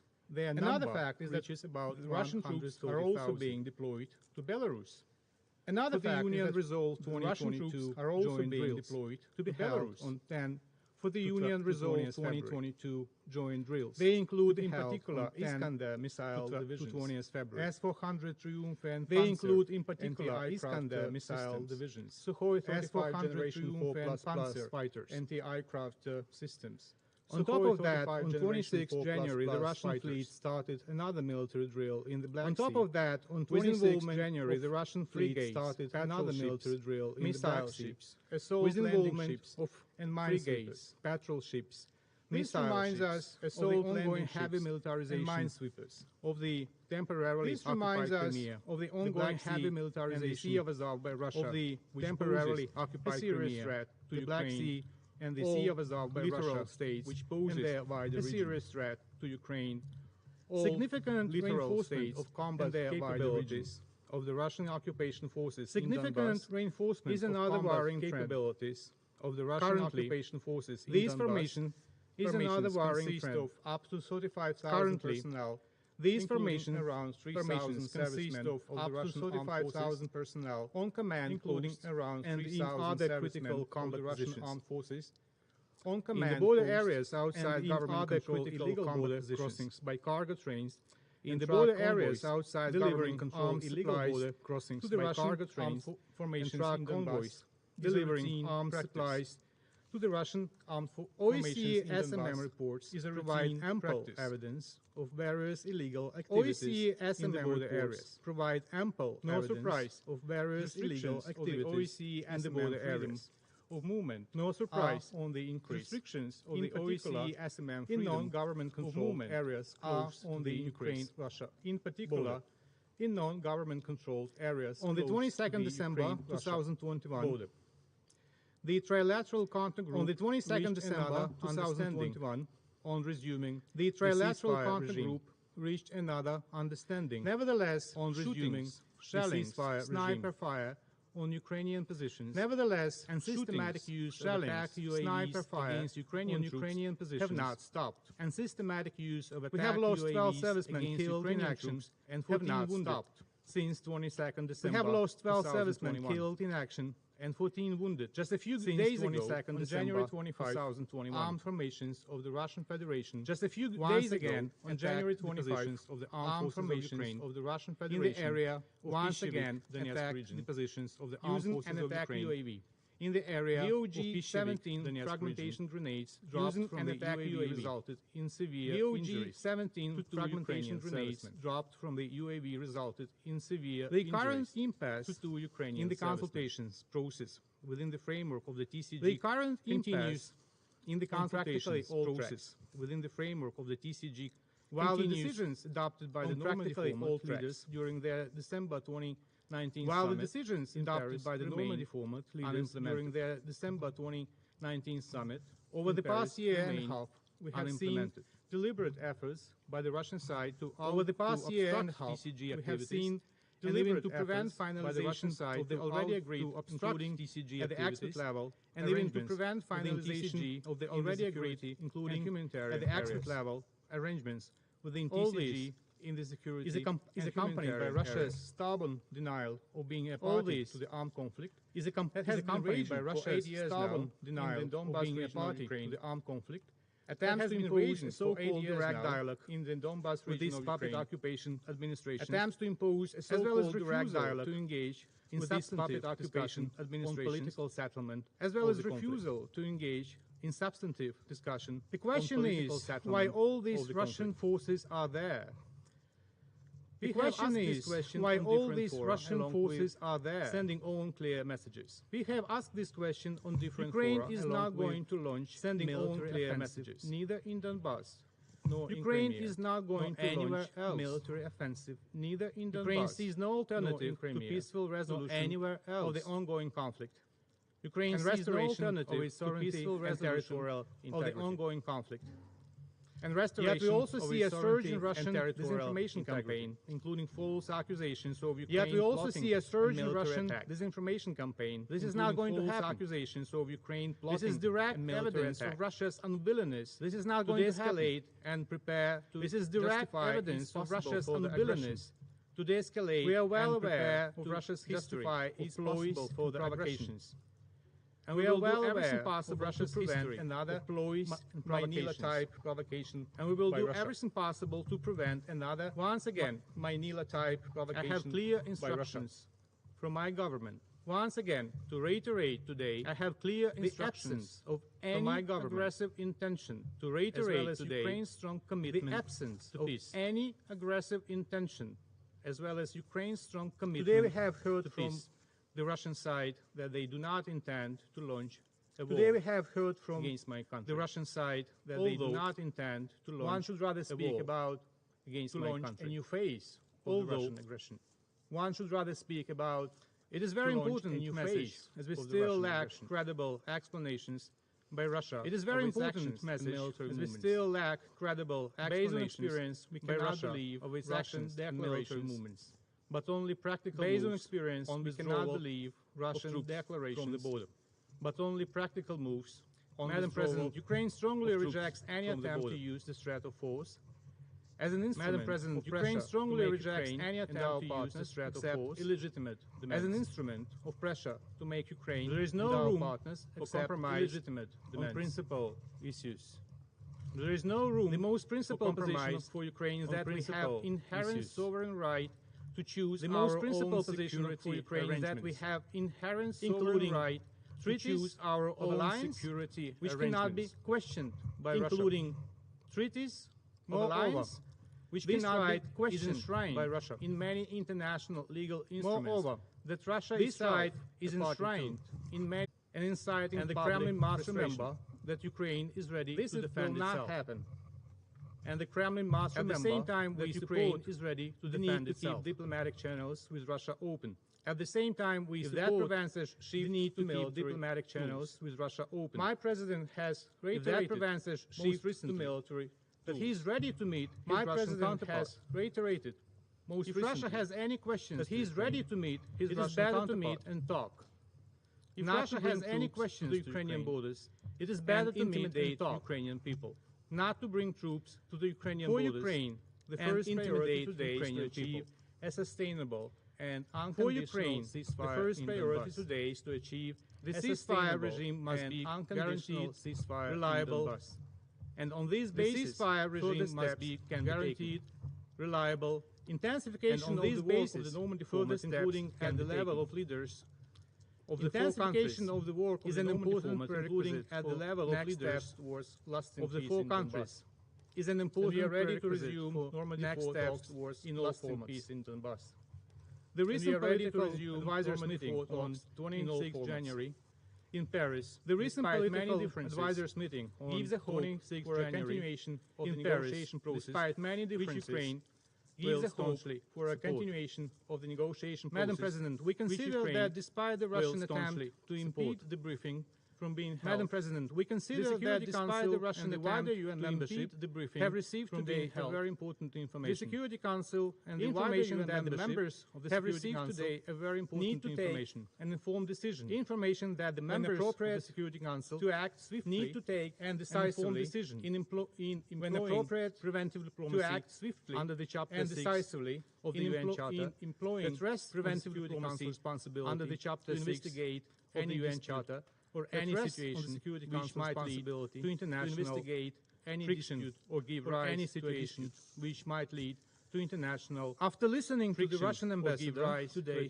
I would like to ask how long Russia. After listening to the Russian ambassador today, I would like to pursue a clear how long attempt Russia to push Ukraine and its partners into a Kafka will pursue a clear attempt. And still, I perhaps should acknowledge partners into a it was important to hear the Russian envoy today. And still, I perhaps should acknowledge I must end that it was important to hear the Russian envoy today recently said. And yet, I must end with if Russian officials foreign minister are serious recently when they say they don't want a new war. If Russian officials must continue diplomatic engagement when they say they don't pull back military forces. Russia must continue diplomatic engagement within the temporarily occupied territories of Ukraine. It amassed along Ukraine's borders. Is the only within the temporarily occupied territories of Ukraine. Let's judge by actions. Is the only responsible not by riddles. End of quote. And semantic puzzles. Let's judge by actions. Thank you for your attention. Not by riddles. I thank the representative of Ukraine, and I give the floor to the representative of Belarus. I thank the representative of Ukraine, and I give the floor to the representative of Belarus. The Republic of Belarus is continuing to uphold its consistent and principled position on the unacceptable nature of resolving any conflict by principled position. We have made significant efforts of resolving any conflict in Ukraine. Our country has made significant efforts to do everything possible to restore dialogue. Our country is still prepared to do everything possible to restore dialogue alternative to the mutual understanding in the region. Key role in the peaceful settlement of the crisis. There is no alternative to the Minsk agreement. The negotiation process as part of the trilateral settlement of the crisis. And also the practical negotiation process as part of the trilateral contact group. And also the practical implementation of the agreements in the process in Ukraine to get on a sustainable Ukrainian conflict will enable the peace process in Ukraine to get on a sustainable positive track for consideration in the Security Council. The US delegation is yet another attempt to consideration in the Security Council is yet another attempt to, as an instrument of political accusations, such actions only heighten mistrust of political and accusations. In no way such actions help to solve disagreements. Heighten mistrust, despite and in no concerns expressed help to solve frequently by representatives of the Republic of Belarus. The concerns expressed at international frequently by representatives of the Republic of Belarus during bilateral contacts. The expansion of military powers negotiated for Western and Southern borders not only is not ceasing, but rather it's becoming threatening in nature. And southern borders not only is not ceasing, but rather it's becoming threatening in nature, regarding arms consistent calls for dialogue and even more pressure is being exerted on arms control by individual countries. Even more pressure is being exerted on our negotiations and not being responded to by our Western partners. Return to negotiations and not being responded to by our Western partners. Incidentally, I'd like to draw your attention to the fact that here We really urge you to read that document memorandum regarding the Republic of Belarus. I do really urge you to read that document to the regarding the Republic of Belarus document, and I would draw your attention to the promises in that document, coercive not economic measures on Belarus, and to remember the numerous packages of economic measures on Belarus from individual states that have been imposed economic sanctions from individual states that have difficult situation. The leaders of Belarus and Russia have taken the decision to conduct difficult situation. The leaders of Belarus and Russia have taken the decision to conduct of the two jointly to provide military security, given the commitment of our military political alliance, military security, given the commitment of our military political alliance, as part of these a verification, a decision has been taken in February this responsiveness of our verification of our alliance, the main aims of this verification of forces of military forces is to assess the preparedness and capability of our military verification of the military forces is to assess the preparedness and capability of our military command and control, to conduct joint exercises to guarantee security of the threat on the borders of our allied states, develop joint caused by the measures to eradicate the threat on the borders of our humanitarian situation, including organising the defence and protection of strategically important humanitarian situation, organising the defence and protection of strategically defensive operations, and to combat terrorism and protect the interests of aggression during defensive operations, and to combat terrorism and protect the interest of these activities. State alliance. From the 10th to the 20th of February this year, there will be a joint Belarusian from Russian to the 20th of February this year called there will Allied Resolve joint 2022 Russian during exercises drills. There will be Allied Resolve 2022 during carried out for drills. There will be joint these drills for carried out for this regional group. We note that these options for something that have been regularly developed during joint exercises. They are something that have been regularly purely defensive in nature, during joint exercises. They pose no threat either for our European purely defensive in nature, or our neighbouring countries. And they pose no threat either for our European partners or our neighbouring countries.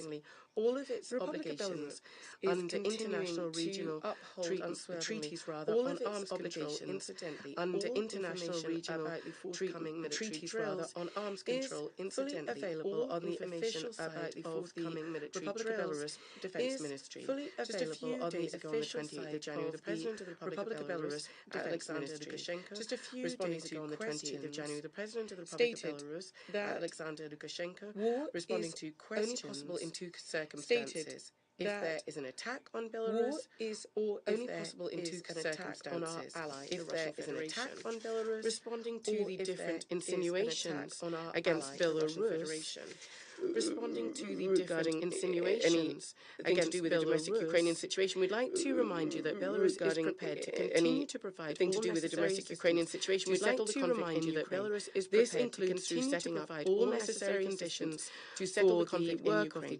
This includes through setting up all necessary conditions for the work of the trilateral group and for negotiations in today. Many people in the world are talking about the need to have broad dialogue. Today, many people in the world are talking about the need to have broad initiative on issues of international security under the conditional name Helsinki 2. This kind of initiative was put forward by the under the conditional name Helsinki 2 years ago now, and this idea unfortunately has not yet been implemented. Some years ago now, and this idea unfortunately has not yet been implemented. Of the regional crisis, Republic of Belarus purely wants a swift settlement of the regional crisis, purely on the basis of dialogue and mutual respect. Thank you. I thank the representative Madam of President, Belarus, Madam and I give the Undersecretary floor General, to the representative of Excellencies. Poland is grateful for convening Madam today's meeting of the General, Security Council. Excellencies, we are increasingly Poland is grateful for convening today's meeting of the Security Council. We are increasingly concerned both in the territory of Russia, continuous but also in the territory of Belarus. including continuous redeployment of troops, repositioning of military hardware and offensive weapons, including continuous redeployment of troops, because what is happening in our neighborhood constitutes a serious threat to international peace and security, because what is happening in our neighborhood beyond our region constitutes a serious threat to international peace and security. The current security situation in Eastern Europe, far beyond our region, follows a pattern of precedents. The current security Russian Federation in Eastern Europe, destabilizing actor follows in the region, at least since 2008, the Russian Federation and the war in Georgia, destabilizing 2014 in the region, at least since 2008, Peninsula, and the war in Georgia, as we speak, 2014, the frozen conflict in Eastern Ukraine, of the Crimean Peninsula, the Georgian breakaway regions of Skin Valley and Abkhazia, the frozen conflict in Transnistrian Ukraine, region of the Republic of Moldova, the Georgian breakaway regions of Skin Valley and Abkhazia, unresolved, undermining the stability region of the Republic of Moldova, are unresolved, undermining the stability, and we cannot keep quiet because what is happening in our neighborhood, Madam President, constitutes the outright violation of the fundamental happening in our neighborhood enshrined in the UN Charter, constitutes the outright violation of the fundamental principles of international law enshrined in the UN Charter, sovereignty and territorial integrity of states, deeply adheres to the inviolability of frontiers, and non-use or threat of integrity of states, and we call upon all member states to act in the same spirit.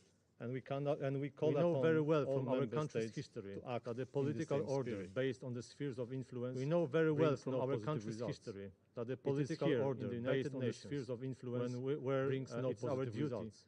To protect the principles of the United Nations, strongly condemn any threat of use of force, to protect the principles of international spheres of influence, strongly condemn any threat of use of force, and work together. What is at stake today is not only the subordination of Ukraine and the creation of the so-called buffer zone. What is at stake today is not only the subordination of Ukraine. The real threat is the creation of the so-called buffer zone in foundation of the security architecture in Europe.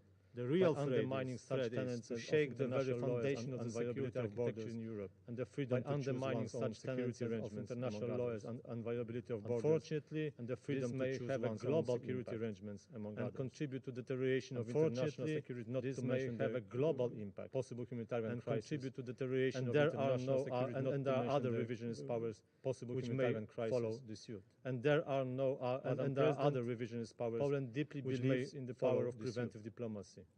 Madam President, the chairmanship in office of the Organization for Security and power of preventive diplomacy. We stand open to the chairmanship in office of the Organization for Security and Cooperation in Europe.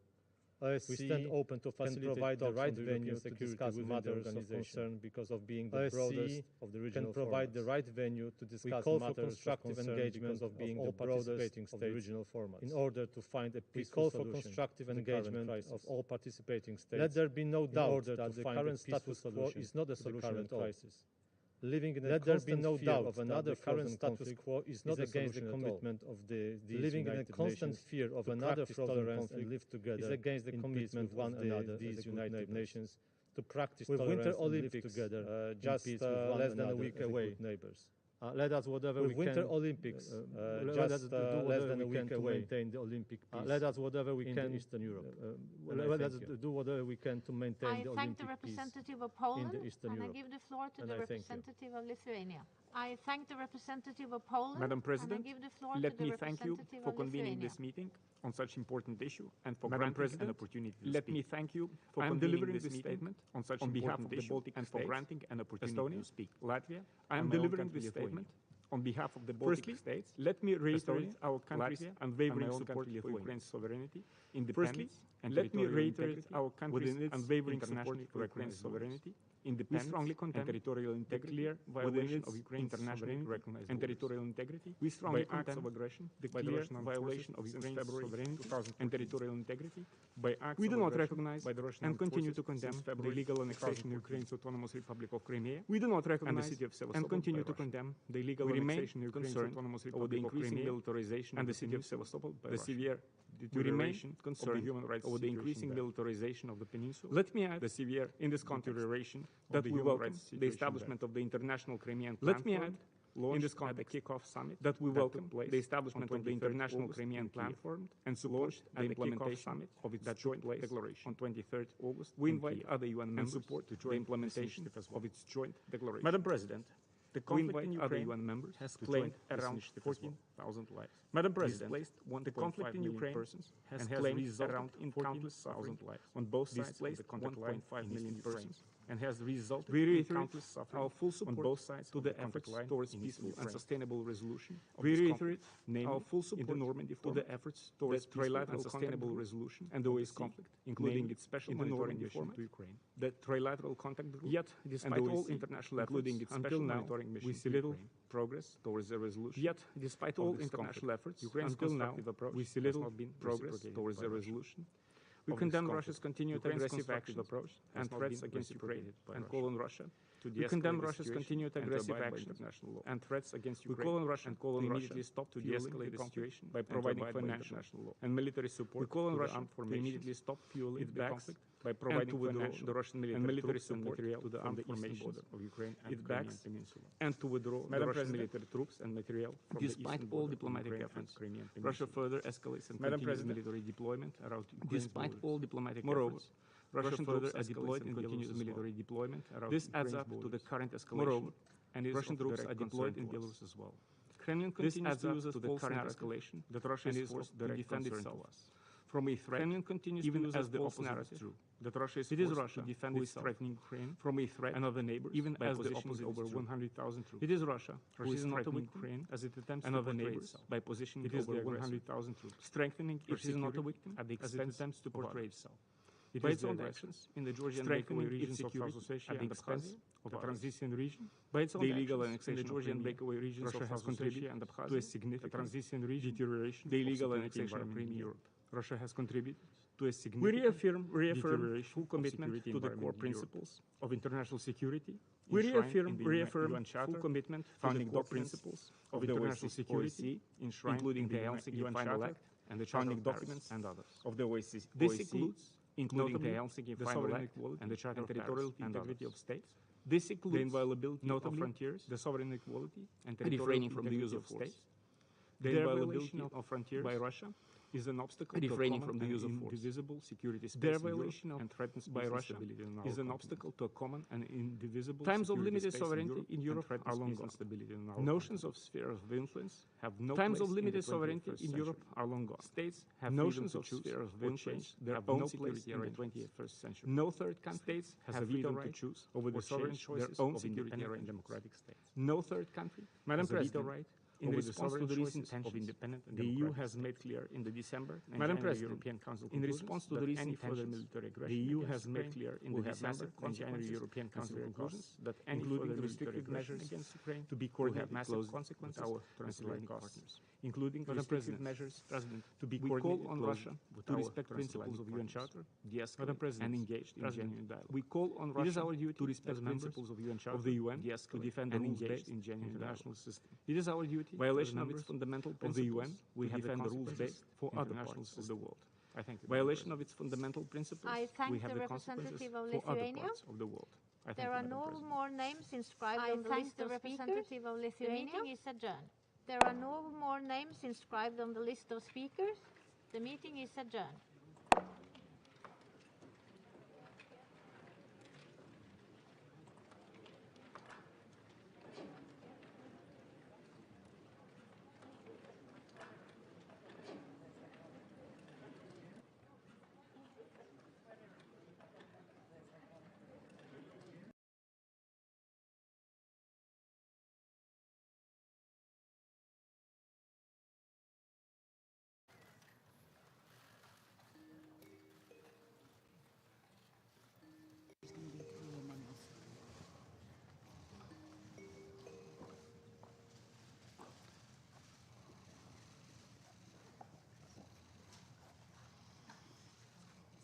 Would you like to start? Would you like to say something? Would you like to start? I'm just here to... Thank you very much. The 8,362nd meeting of the Security Council is called to order.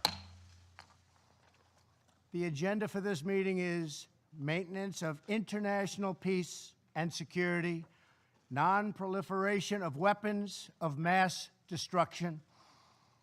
The agenda is hereby adopted. I am honored to be here today to chair this meeting of the United Nations Security Council.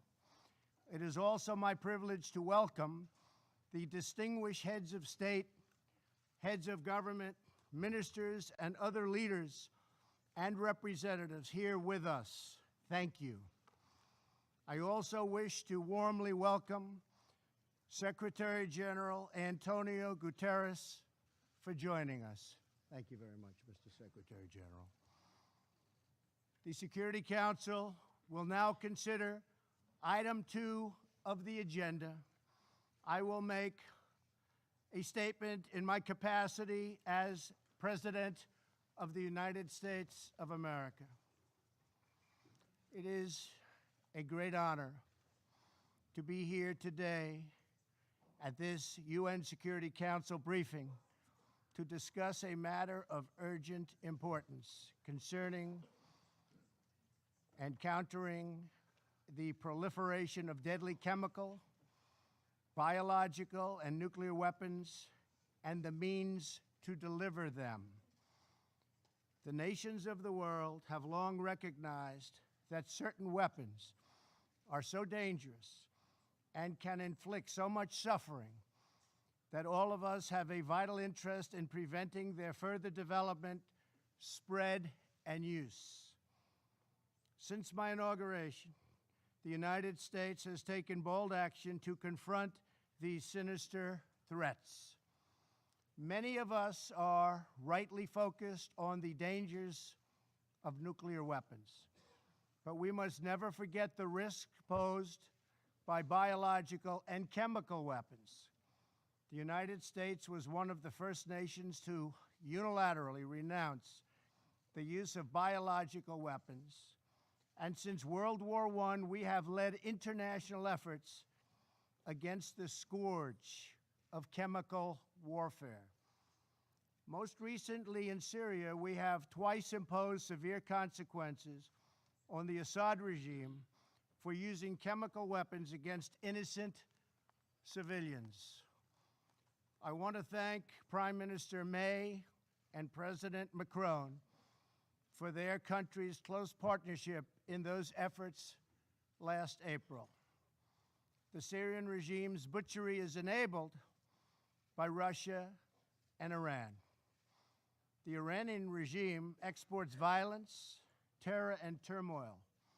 It illicitly procures sensitive items to advance its ballistic missile program and proliferates these missiles all across the Middle East. The regime is the world's leading sponsor of terror and fuels conflict across the region and far beyond. A regime with this track record must never be allowed to possess a nuclear weapon. For this reason, I announced earlier this year that the United States would withdraw from the Iran nuclear deal. This horrible one-sided deal allowed Iran to continue its path towards a bomb and gave the regime a cash lifeline when they needed it the most. They were in big, big trouble. They needed cash. We gave it to them. In the years since the deal was signed, Iran's aggression only increased. The regime used new funds from the deal to support terrorism, build nuclear-capable missiles, and foment chaos. Following America's withdrawal, the United States began reimposing nuclear-related sanctions on Iran. All U.S. nuclear-related sanctions will be in full force by early November. They will be in full force. After that, the United States will pursue additional sanctions, tougher than ever before, to counter the entire range of Iran's malign conduct. Any individual or entity who fails to comply with these sanctions will face severe consequences. I ask all members of the Security Council to work with the United States to ensure the Iranian regime changes its behavior and never acquires a nuclear bomb. With all of this said, I want to thank Iran, Russia, and Syria for, at my very strong urging and request, substantially slowing down their attack on Idlib province and the 3 million people who live there in order to get 35,000 targeted terrorists. Get the terrorists, but I hope the restraint continues. The world is watching. Thank you also to Turkey for helping to negotiate restraint. Anything the USA can do to help resolve this problem in order to save perhaps even hundreds of thousands of lives, maybe more, we are willing and able. We are available to help. In my remarks yesterday to the United Nations General Assembly, I laid out my administration's commitment to building a more just and peaceful future. Regrettably, we found that China has been attempting to interfere in our upcoming 2018 election, coming up in November, against my administration. They do not want me or us to win because I am the first president ever to challenge China on trade. And we are winning on trade. We are winning at every level. We don't want them to meddle or interfere in our upcoming election. As I also mentioned yesterday, we have seen the results of historic efforts to open new pathways to peace on the North Korean Peninsula, and that's something we are extremely proud of. I am pleased to say that North Korea has not conducted a missile test since last November. It has not conducted a nuclear test since last September. And the hostages have been returned to us, and very importantly, the remains of American heroes are now returning home. In June, I held a historic summit with Chairman Kim Jong-un in Singapore, where he reaffirmed his commitment to complete denuclearization. Last week, Chairman Kim reiterated that commitment to President Moon at their third summit and to me in a very strong letter form. I think we will make a deal. But unfortunately, to ensure this progress continues, we must enforce existing UN Security Council resolutions until denuclearization occurs. However, we have detected that some nations are already violating these UN sanctions. This includes illegal ship-to-ship transfers, which must end immediately. The safety of the Korean Peninsula, the region, and the world depends on full compliance with UN Security Council resolutions. Very, very important.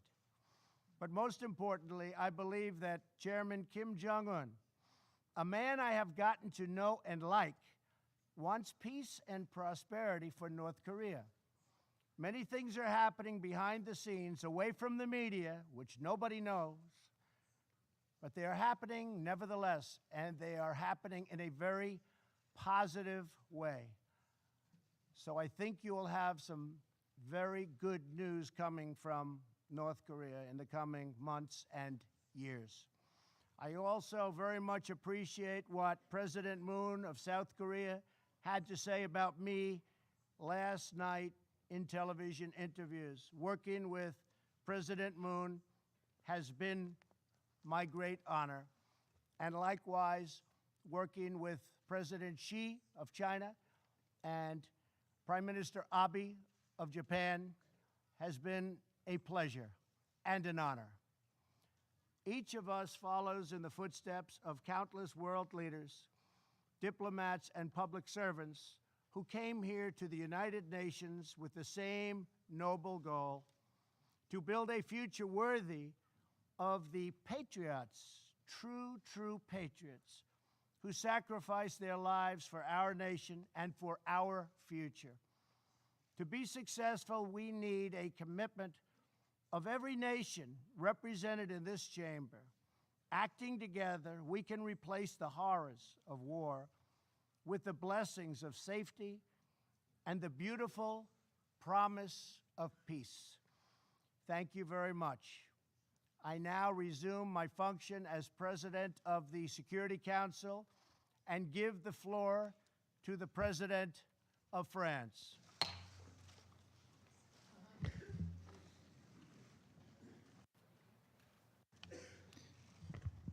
Merci, Monsieur le Président. Thank you, Mr. President. Cher Donald, mes chers collègues, Dear Donald, dear Monsieur le colleagues, Secrétaire Général, Secretary General, Mesdames, Messieurs les ministres, chers amis, je voudrais tout d'abord remercier la présidence américaine du Conseil de sécurité de nous avoir réunis aujourd'hui pour traiter de l'importante menace à la paix et à la sécurité internationale que constitue en effet la prolifération des armes de destruction massive et de leurs vecteurs. Et remercier le Secrétaire Général pour sa présence à cet échange. La première question sur ce sujet qui me vient à l'esprit en contemplant, si nous nous parlons franchement, nos divisions de l'année écoulée sur des sujets aussi importants que le nucléaire iranien ou l'usage d'armes chimiques par le régime syrien, et tout simplement, que voulons-nous, nous, États membres du Conseil de sécurité, encore faire ensemble? Le régime de non-prolifération qui organise la maîtrise des armements atomiques pour limiter le risque de guerre nucléaire, ou qui impose l'interdiction absolue de certaines armes pour que nos populations soient à jamais protégées de l'horreur de la guerre, des gaz ou des armes bactériologiques, est une construction relativement récente, arrivée à maturité dans les années 1990. Et c'est le fruit des drames du XXe siècle, de la ferme détermination de nos prédécesseurs, de leur vision du bien et de leur esprit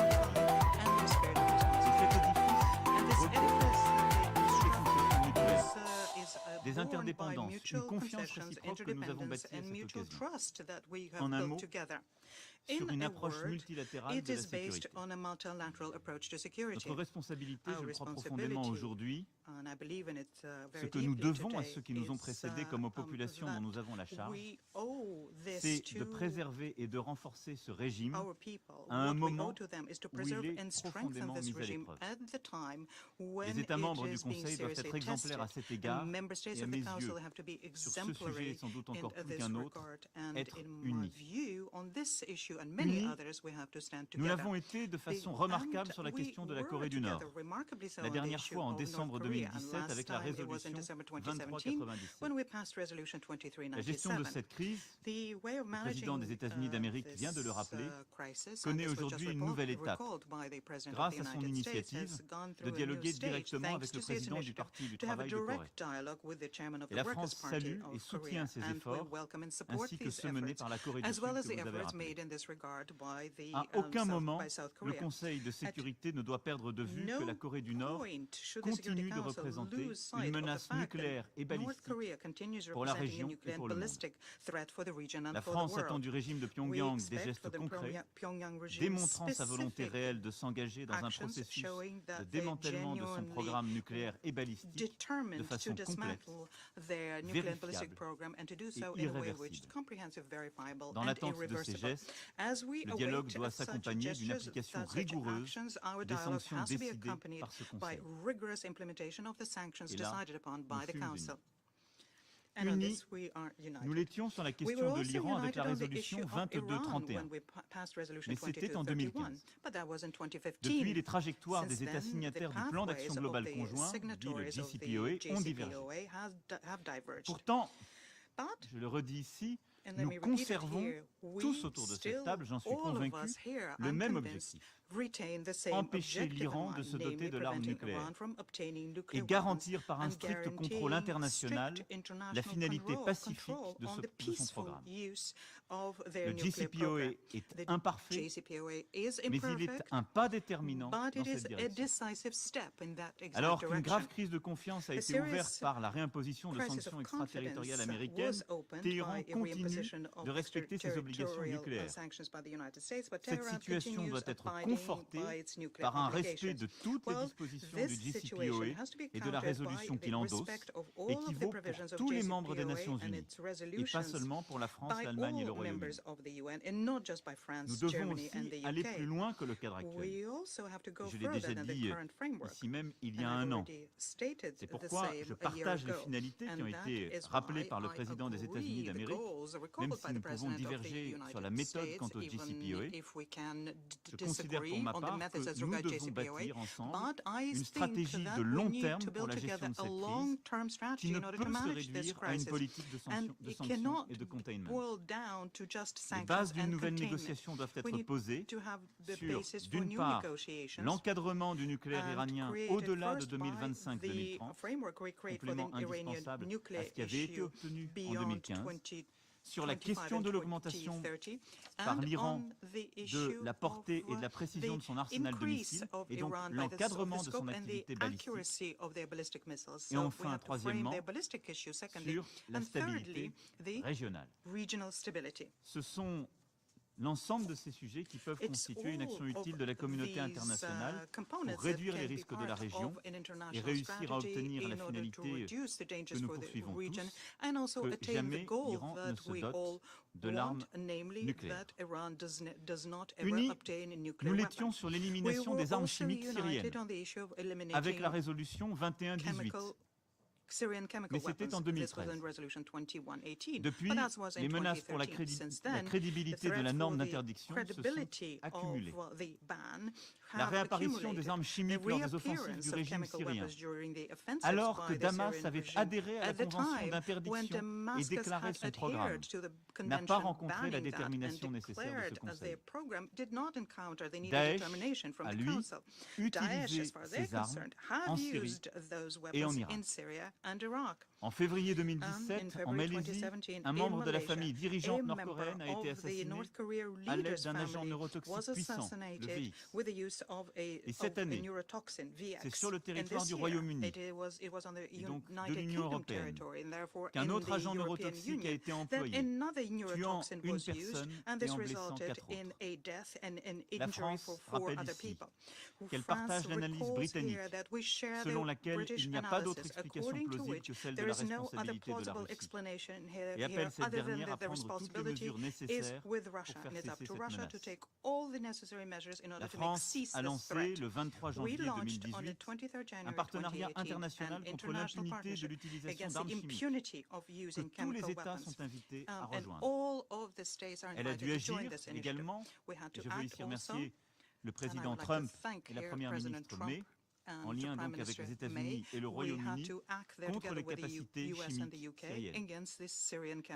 Elle œuvre au renforcement de l'Organisation pour l'interdiction des armes chimiques par la mise en place d'un nouveau mécanisme d'enquête et d'attribution, qui est indispensable.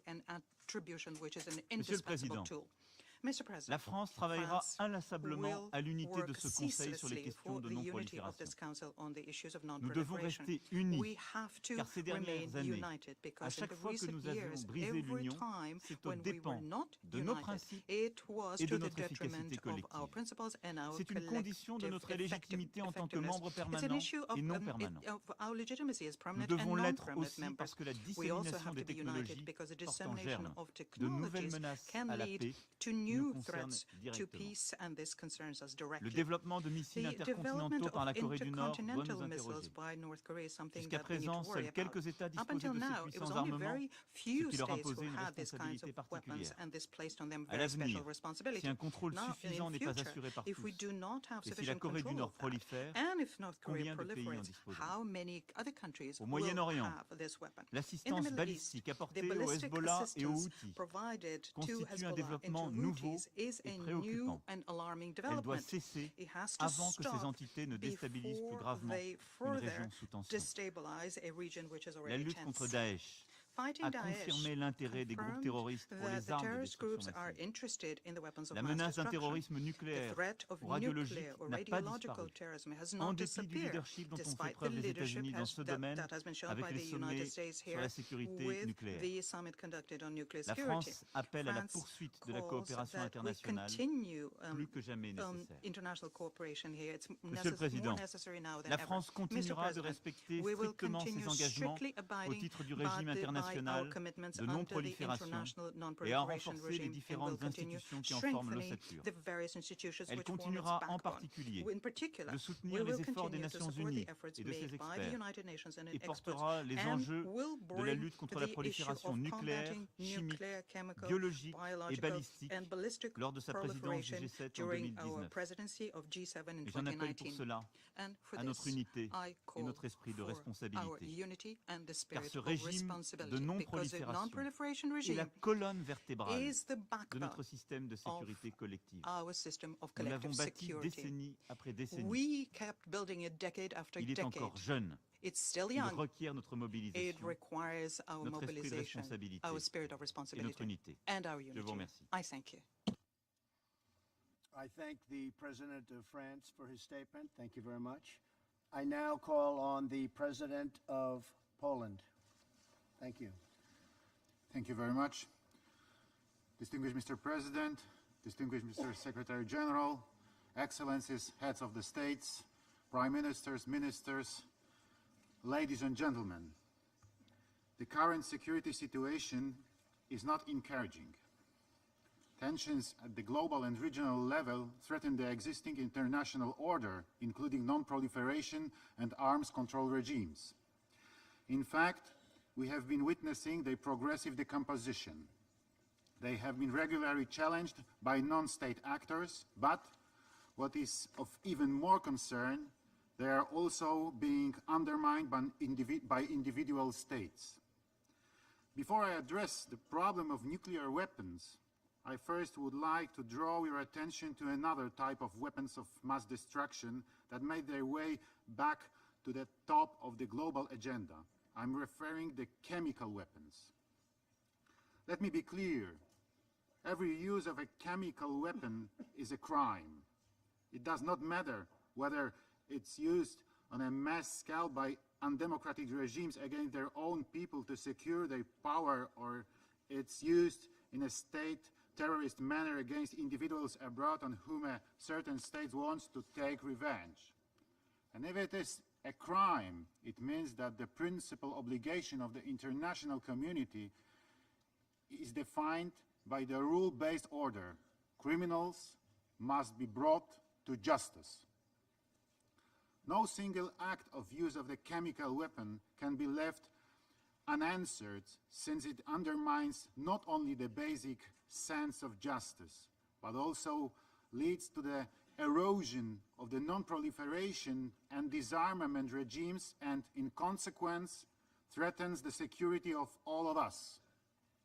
Brutal attacks, directed mostly against civilians, all have the same aim: to intimidate the international community.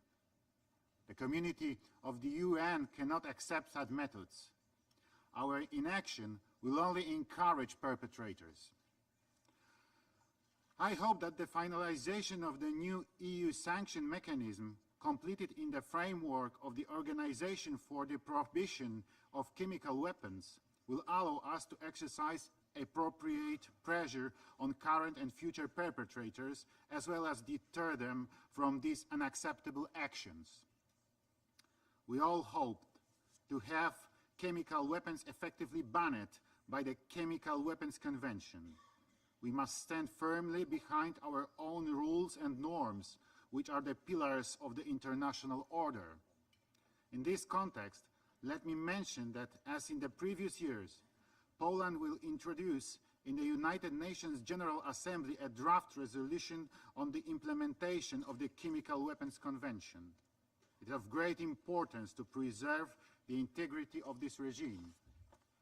Therefore, we call on all member states to ensure a strong, clear, and united message of support of the whole international community for the integrity of the Chemical Weapons Convention and the efforts of the Organization for the Prohibition of the Chemical Weapons. The second issue I would like to highlight is the proliferation of nuclear weapons. Permit me to make 3 points regarding this matter. Firstly, we all know that nuclear weapons cannot be brought on the free market. Therefore, every act of proliferation of these weapons is a failure of both the international community and the rule-based world order. And we must remember that it always involves not only the state that develops nuclear capacity, but also those who provide it with means to achieve it, namely technology, materials, and resources. It's of utmost importance for every agreement that aims at controlling nuclear programs to guarantee that they are used solely for peaceful purposes. We have an obligation to evaluate those agreements against the purposes and to act accordingly. We should not turn our heads back from those who act against the Non-Proliferation Treaty by providing means to develop nuclear weapon capacity or assist in other ways in developing it.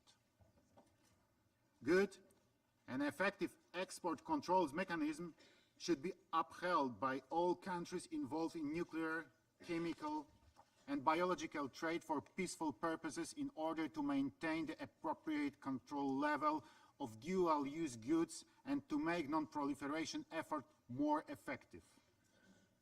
In this regard, we welcome the International Atomic Energy Agency's effort to strictly monitor and verify Iran's commitments. Let me also use this opportunity to commend the vital role the agency plays in the non-proliferation area. The agency's system of safeguards is a fundamental component of the nuclear non-proliferation regime and plays an indispensable role in the implementation of the NPT. Secondly, I would like to welcome the prospect of the process of denuclearization of the Korean Peninsula. We have seen some encouraging developments, such as the inter-Korean summits and the meeting of Kim Jong-un with the President Donald Trump. This led to the stopping of the missile and nuclear tests. And I would like to stress, Mr. President, that this is in tremendous measure your and President Moon's great achievement and merit. So thank you very much. However, the decisive steps are yet to be made. The lasting peace will not be achieved without the denuclearization of the North Korea in a complete, verifiable, and irreversible manner. Until then, the international community must remain united in maintaining real and consistent pressure on the North Korea, including by upholding UN sanctions regime. Thirdly, for the credibility of international community, it's vital to stand firmly behind duties and obligations we took in our shoulders. In that context, let me sadly reflect on the concerning developments of security situation in our region, Central and Eastern Europe. Only in the last few years, we have witnessed a clear breach of the Budapest Memorandum that guaranteed territorial integrity of Ukraine in exchange of its peaceful and voluntary denuclearization. We have also heard about the use of nuclear weapons to end conventional conflicts. Equally alarming was the deployment of a dual-capable means of delivery close to our borders. All these actions have significantly contributed to the deterioration of the security environment. Ladies and gentlemen, what should be our response to the challenges I have just listed? First, the full and firm implementation of the well-established and widely recognized treaties and norms of the international law. Second, support and full confidence for the work of international mechanisms responsible for preventing of the use of weapons of mass destruction. Finally, proactive and constructive engagement in initiatives which aim at fighting with proliferation efforts and promoting transparency and verification. In 2018, my country assumed the chairmanship of the second preparatory committee for the 2020 review conference of the Treaty on the Non-Proliferation of Nuclear Weapons and chaired the Hague Code of Conduct against ballistic missile proliferation. Our efforts have been focused on strengthening these regimes, their universalization, securing the widespread and credible verification mechanism, implementation of good practices, as well as tightening the international cooperation. These actions constitute long-term objectives of the Polish security policy.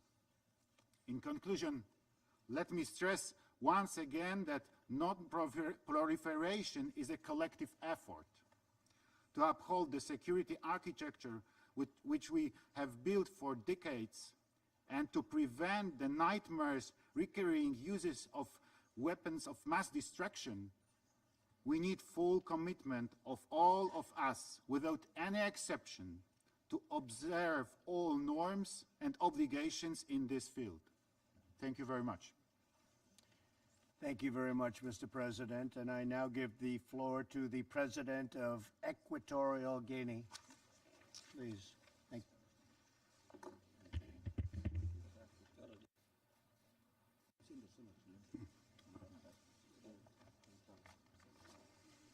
you.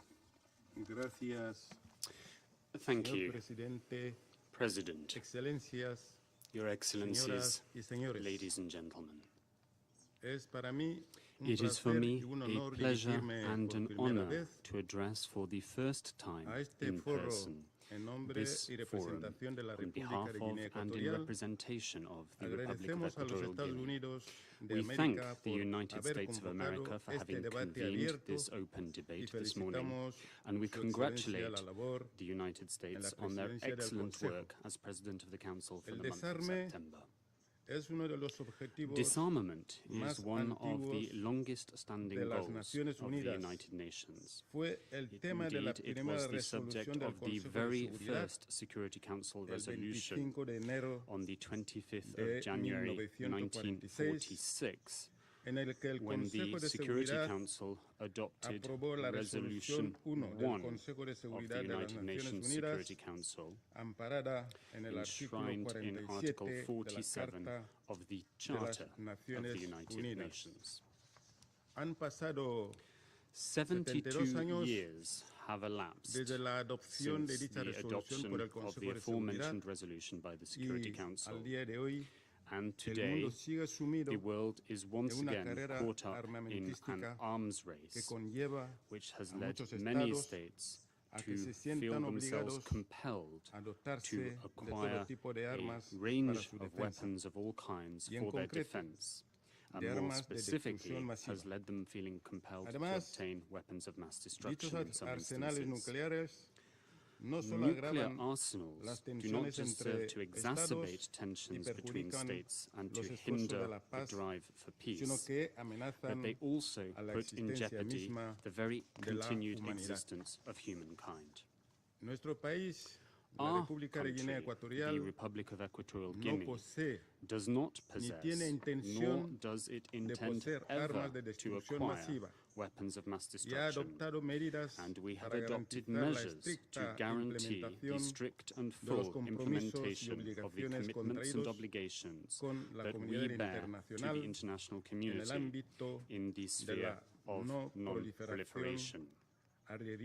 We have ratified the African Treaty for the establishment of a nuclear weapon-free zone in our continent, a treaty La promoción del desarme nuclear debe ser una prioridad promotion of nuclear disarmament ought to be a priority, if not indeed the priority, on the agenda of the international community. In 2 years, we will celebrate the 50th anniversary of the entry into force of the Non-Proliferation Treaty, or NPT.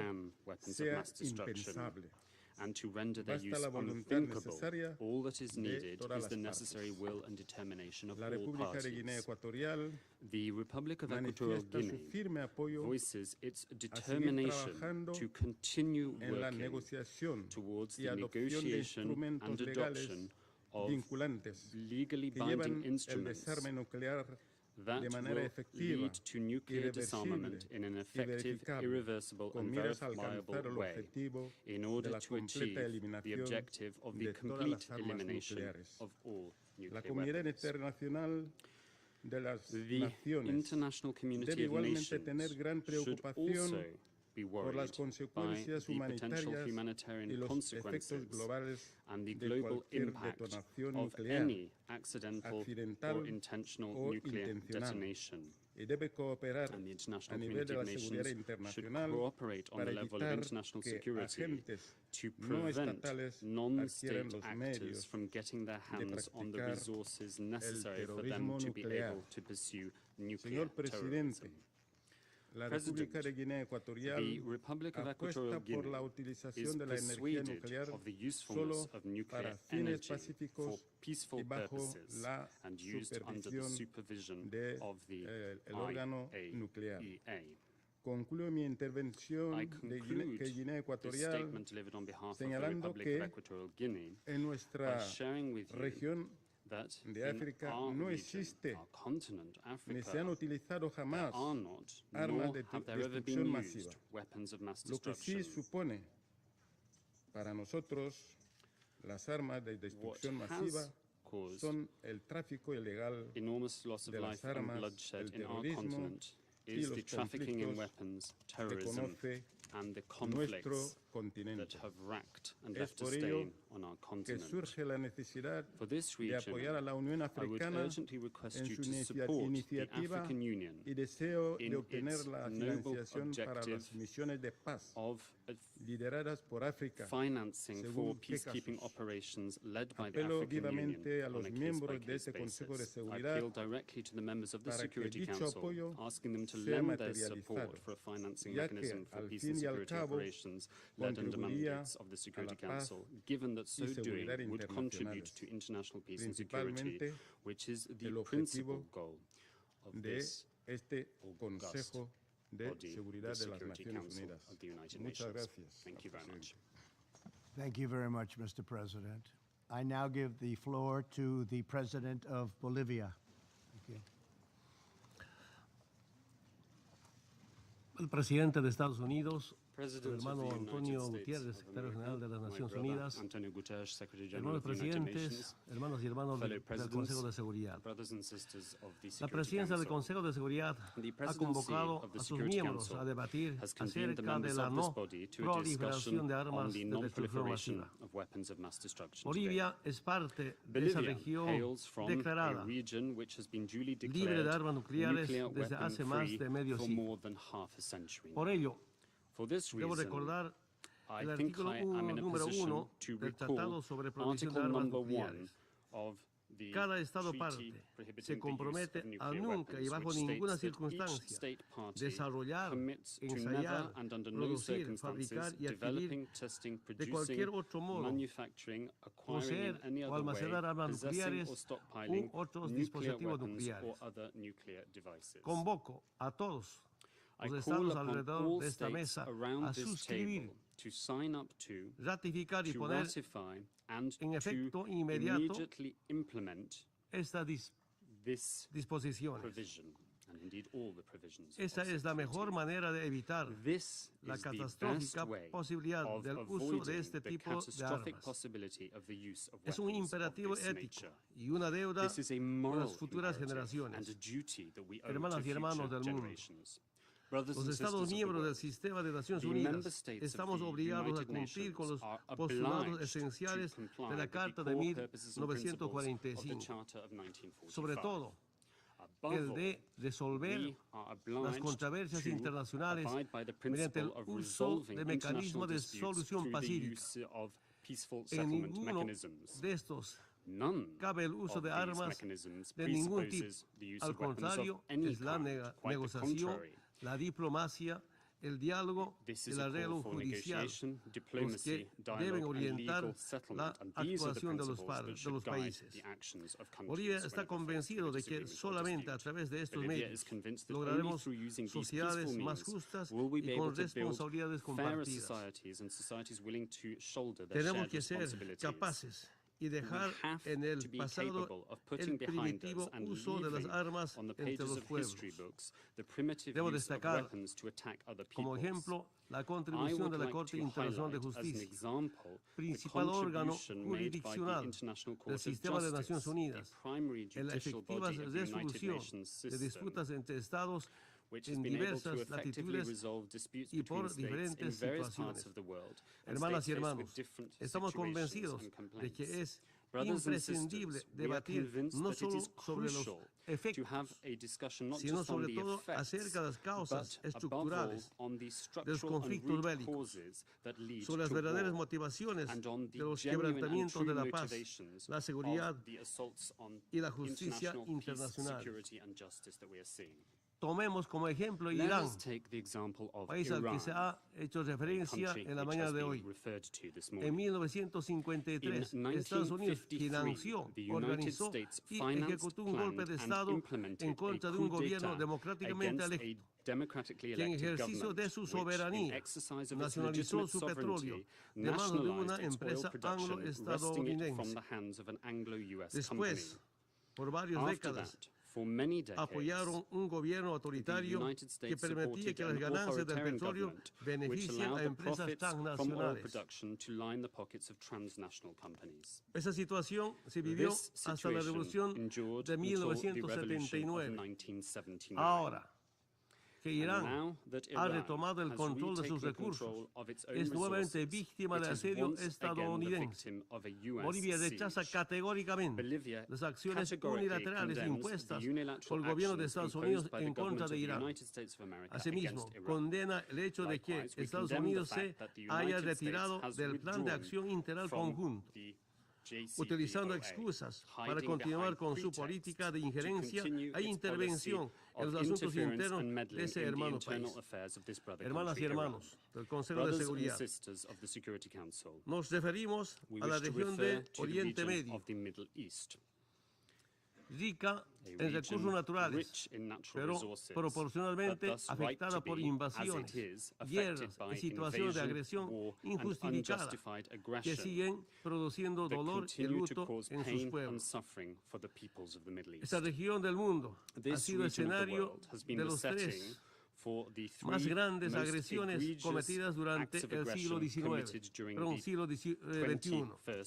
La primera agresión es la ilegal invasión Irak, basada en una mentira de que ese país poseía armas de destrucción masiva.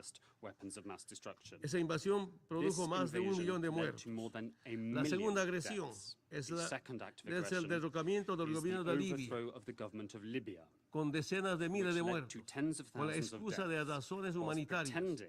Como consecuencia, subsiste una grave inestabilidad política y una crisis humanitaria en el norte de África.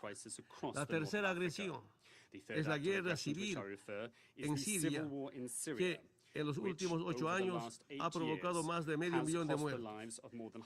Esa guerra es producto directo de la injerencia y el financiamiento de grupos armados y organizaciones terroristas enfrentados al gobierno sirio.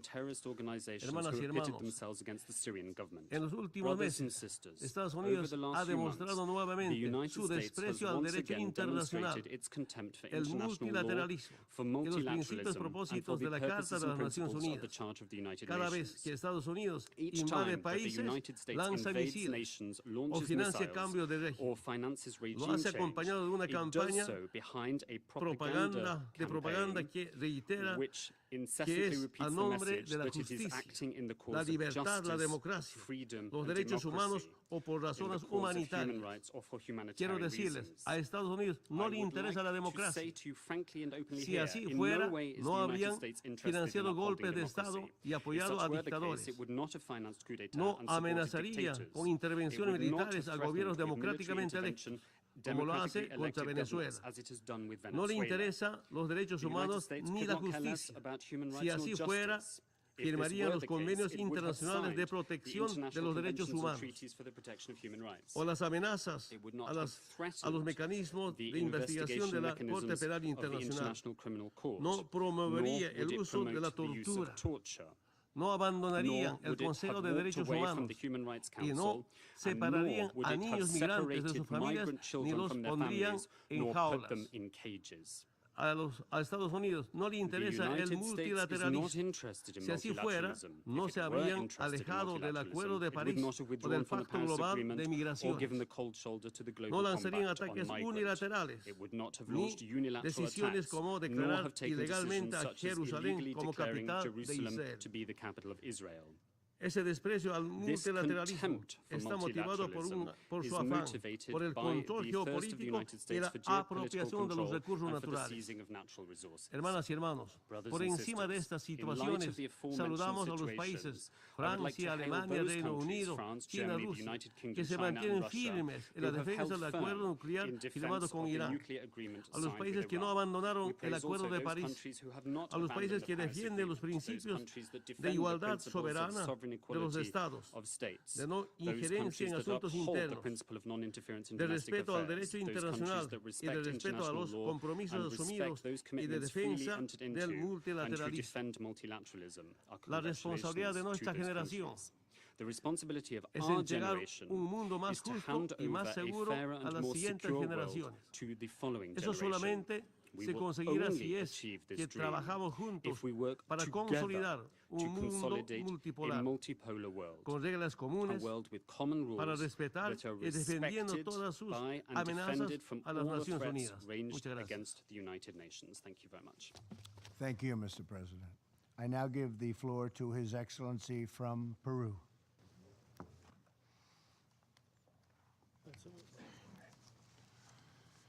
Buenos días.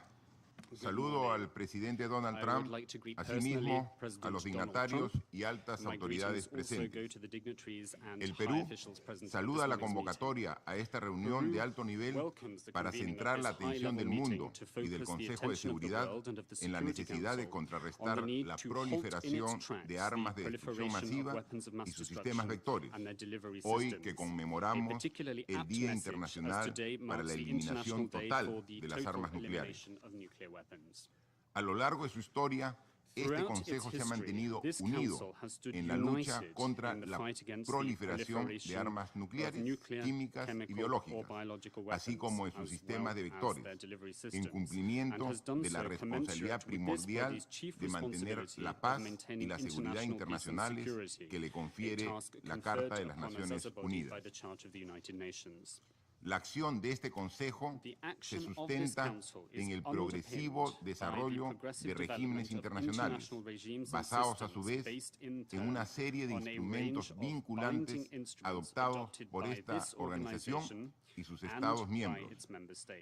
El último de dichos instrumentos es la Convención sobre la Prohibición de Armas Nucleares del año 2017, a la que aspiramos puedan un día adherir todos los países y en especial aquellos que cuentan con arsenales nucleares. Ello no es ninguna utopía. Gracias al Tratado de Tlatelolco, América Latina y el Caribe constituyen una región libre de armas nucleares, lo que a su vez le ha permitido avanzar hacia su consolidación como una región de paz. El Perú, en tanto país comprometido con los regímenes de no proliferación, cumple a cabalidad con las obligaciones establecidas por los respectivos instrumentos, así como con lo dispuesto por este Consejo en sus resoluciones relevantes. Y en tanto miembros de este órgano principal, promovemos decididamente su estricta observancia.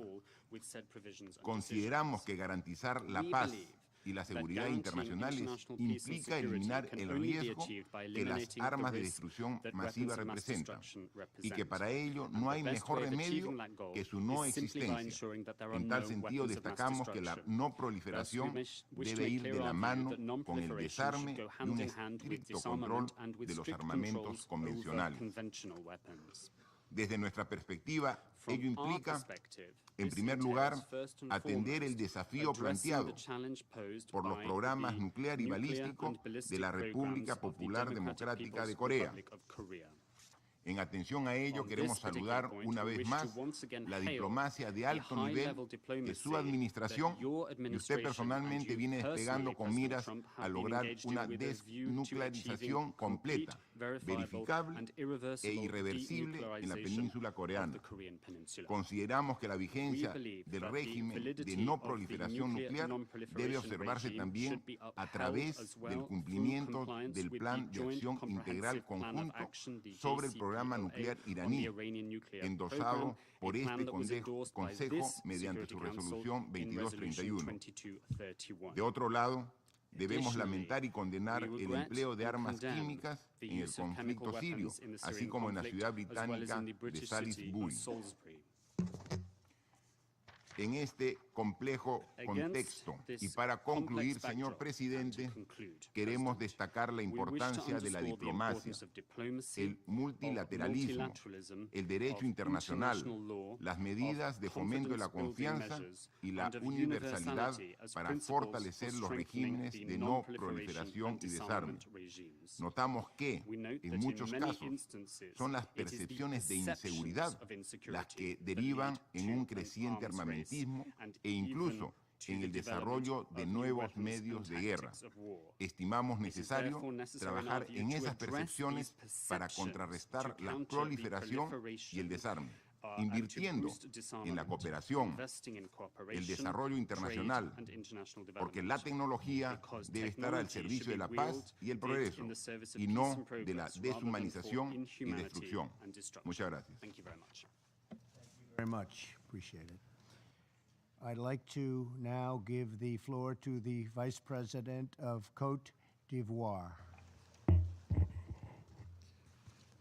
Merci, Monsieur le Président. Thank you, Mr. President.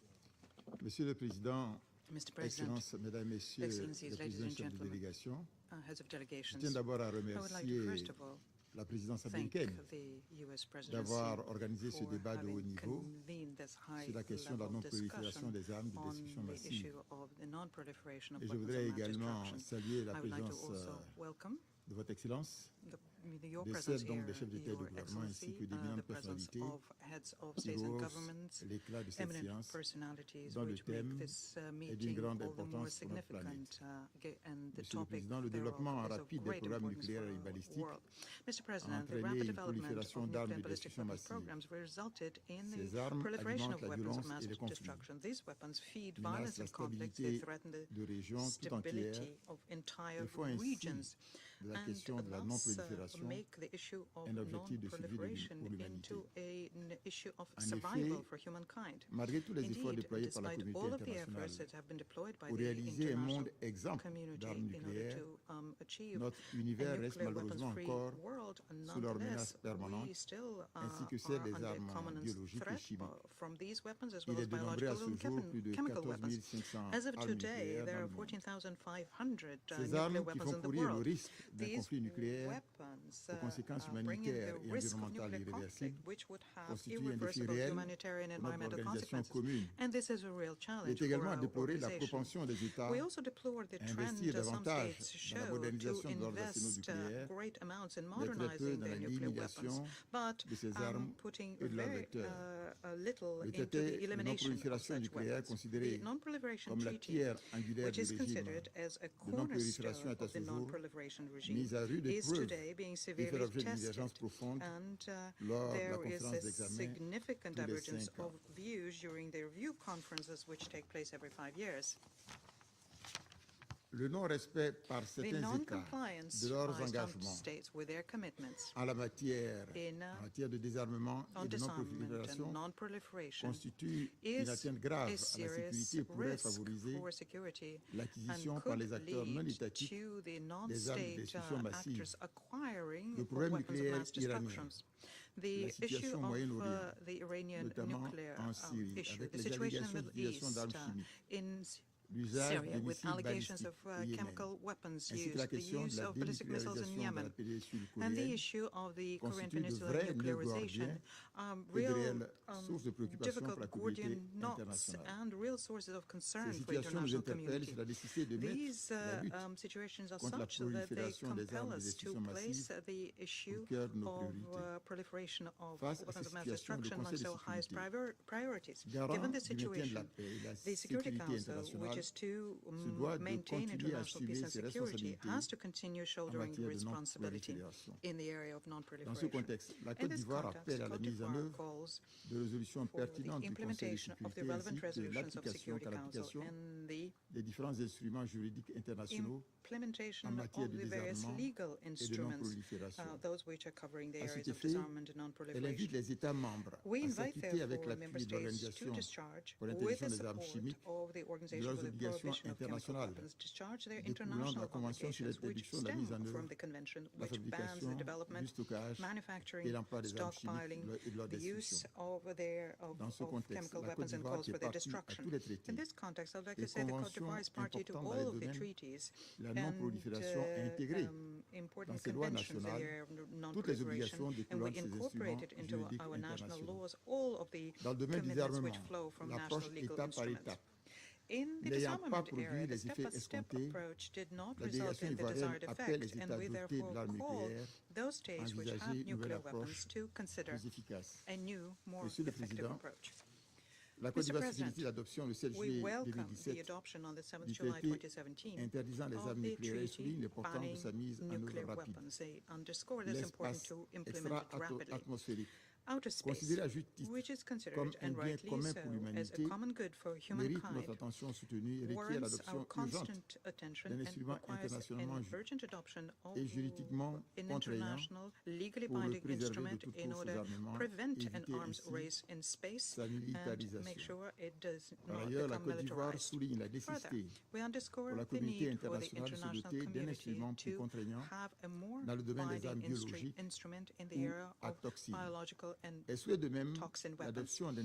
We also would like to express a wish for a universal and non-discriminatory instrument in order to provide a security guarantee for non-nuclear states. On chemical weapons, we call for a universalization of the Convention of Chemical Weapons and the implementation of resolutions 1540 of 2004 and Resolution 2325 of 2016.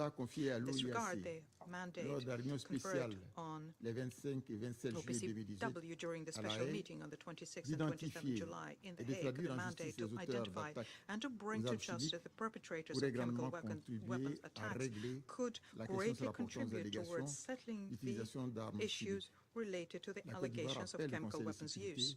We call on the Security Council to stand united on this issue. Mr. President, as regards the Iran nuclear issue, my delegation supports the implementation of the Joint Comprehensive Plan of Action, which is considered to be overall satisfactory. In this regard, we would like to invite the stakeholders to work out their differences over this agreement, which resulted from an extraordinary international compromise and remains to date a certain guarantee for the implementation of the NPT and helps with regional peace and stability. Mr. President, on the situation in the Korean Peninsula, Côte d'Ivoire welcomes the positive developments we have been witnessing recently. The historic meeting on the 12th of June in Singapore between Your Excellency and the North Korean leader, Kim Jong-un, is a major milestone in this new regional dynamic. We reiterate here our attachment to the principles of peacefully settling disputes through dialogue and talks, and we urge all of the stakeholders to reject definitively any use of military option which could lead to terrible and irreversible consequences for the planet. To conclude, we'd like to, in Côte d'Ivoire, reaffirm our attachment to multilateralism, international law, and underscore the need to assign high priority to the preservation of the non-proliferation regime, non-proliferation of countering the proliferation of weapons of mass destruction is one of the greatest achievements of the international community, demonstrating the value of global cooperation. It has improved all of our security. It has brought a measure of predictability and stability, and it has paved the way to arms control agreements and disarmament. When many of us around this table were born, it was feared dozens of nuclear weapons states might emerge. Instead, the Treaty on the Non-Proliferation of Nuclear Weapons has seen a remarkable near 30 states abandon their pursuit of nuclear weapons. Global stockpiles have been reduced by close to 80% since their Cold War peak. That is true success on a truly global scale. Similar, if not greater success, has been achieved on chemical and biological weapons. Over 96% of declared stockpiles of chemical weapons have now been destroyed under international verification, and no country professes publicly to possess biological weapons. But the last 18 months have seen these hard-won gains challenged. We have seen chemical weapons used in Syria, Malaysia, and the UK. The conventions governing our nuclear compact are being picked at. Predictability and stability are declining.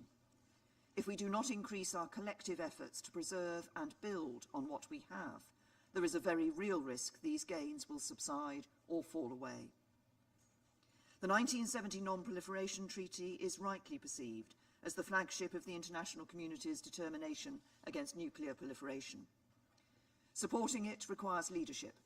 Leadership of the short your administration and you personally, Mr. President, are demonstrating on DPRK, the world's most pressing nuclear threat.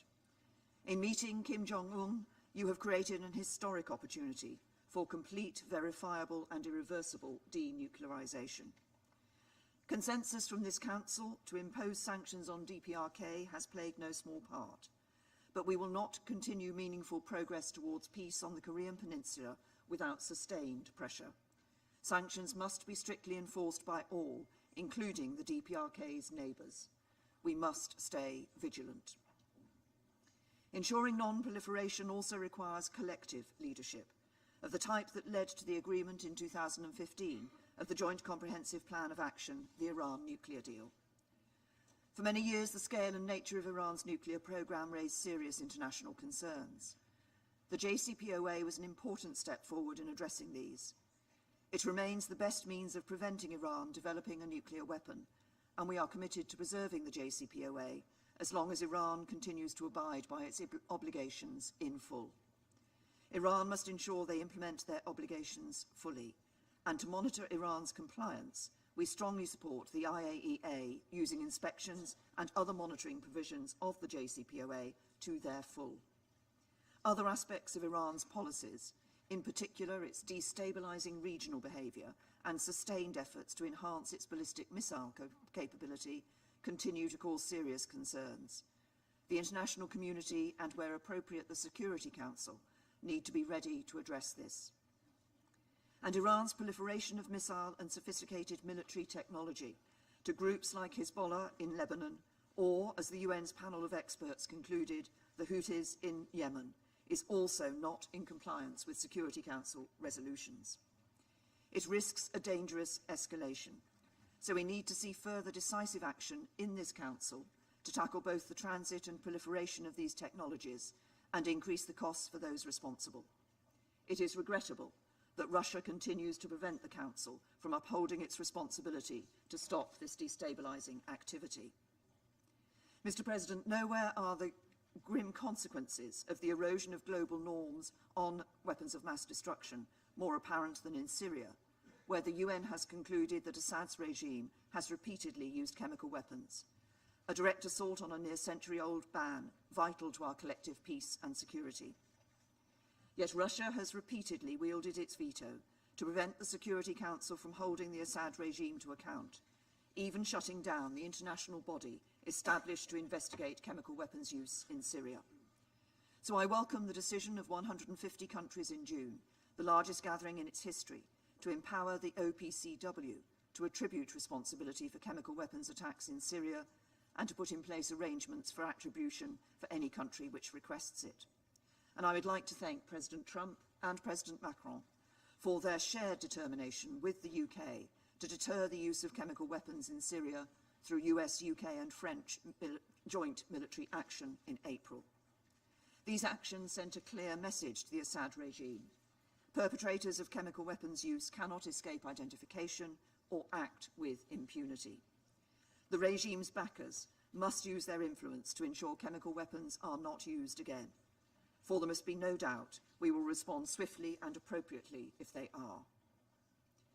The UK saw the consequences of these norms being eroded in Salisbury this year, when Russia recklessly deployed a nerve agent on our streets. The United Kingdom has presented detailed evidence, clearly laid out in charges of attempted murder and the use and possession of a chemical weapon against 2 agents of the Russian state. We have taken appropriate action with our allies, and we will continue to take the necessary steps to ensure our collective security. Russia has only sought to obfuscate through desperate fabrication. Permanent members of the UN Security Council must not attack and undermine the international non-proliferation regimes and the institutions that underpin them. All members of the Council must fulfill their responsibilities to safeguard them in support of international peace and security. It is my sincere hope that Russia will rejoin the international consensus against the use of chemical weapons and the collective effort to uphold it. If so, this Council will again be able to work together to rid the world of chemical weapons. But if not, we should leave no one in any doubt of the international community's determination to uphold international non-proliferation regimes. Not all the challenges faced by the counter-proliferation framework come before this Council, but they are no less urgent. We need to strengthen the rules to keep pace with new technologies and more complex global supply chains. We must help every UN member to develop their capabilities and regulation and ensure they are able to make their contribution to this global effort. The quiet but essential role the United Nations plays must be at the heart of these efforts. So as UN members, we should invest the expertise and diplomatic resources necessary in the conventions. Mr. President, it was collective engagement by states across the globe that produced the counter-proliferation framework. Even the most powerful recognise that investing in collective rules-based restraint was the only effective way of addressing national security interests and avoiding unilateral recourse to force. We cannot let the framework be undermined today by those who reject the values and disregard the rules that have kept us safe.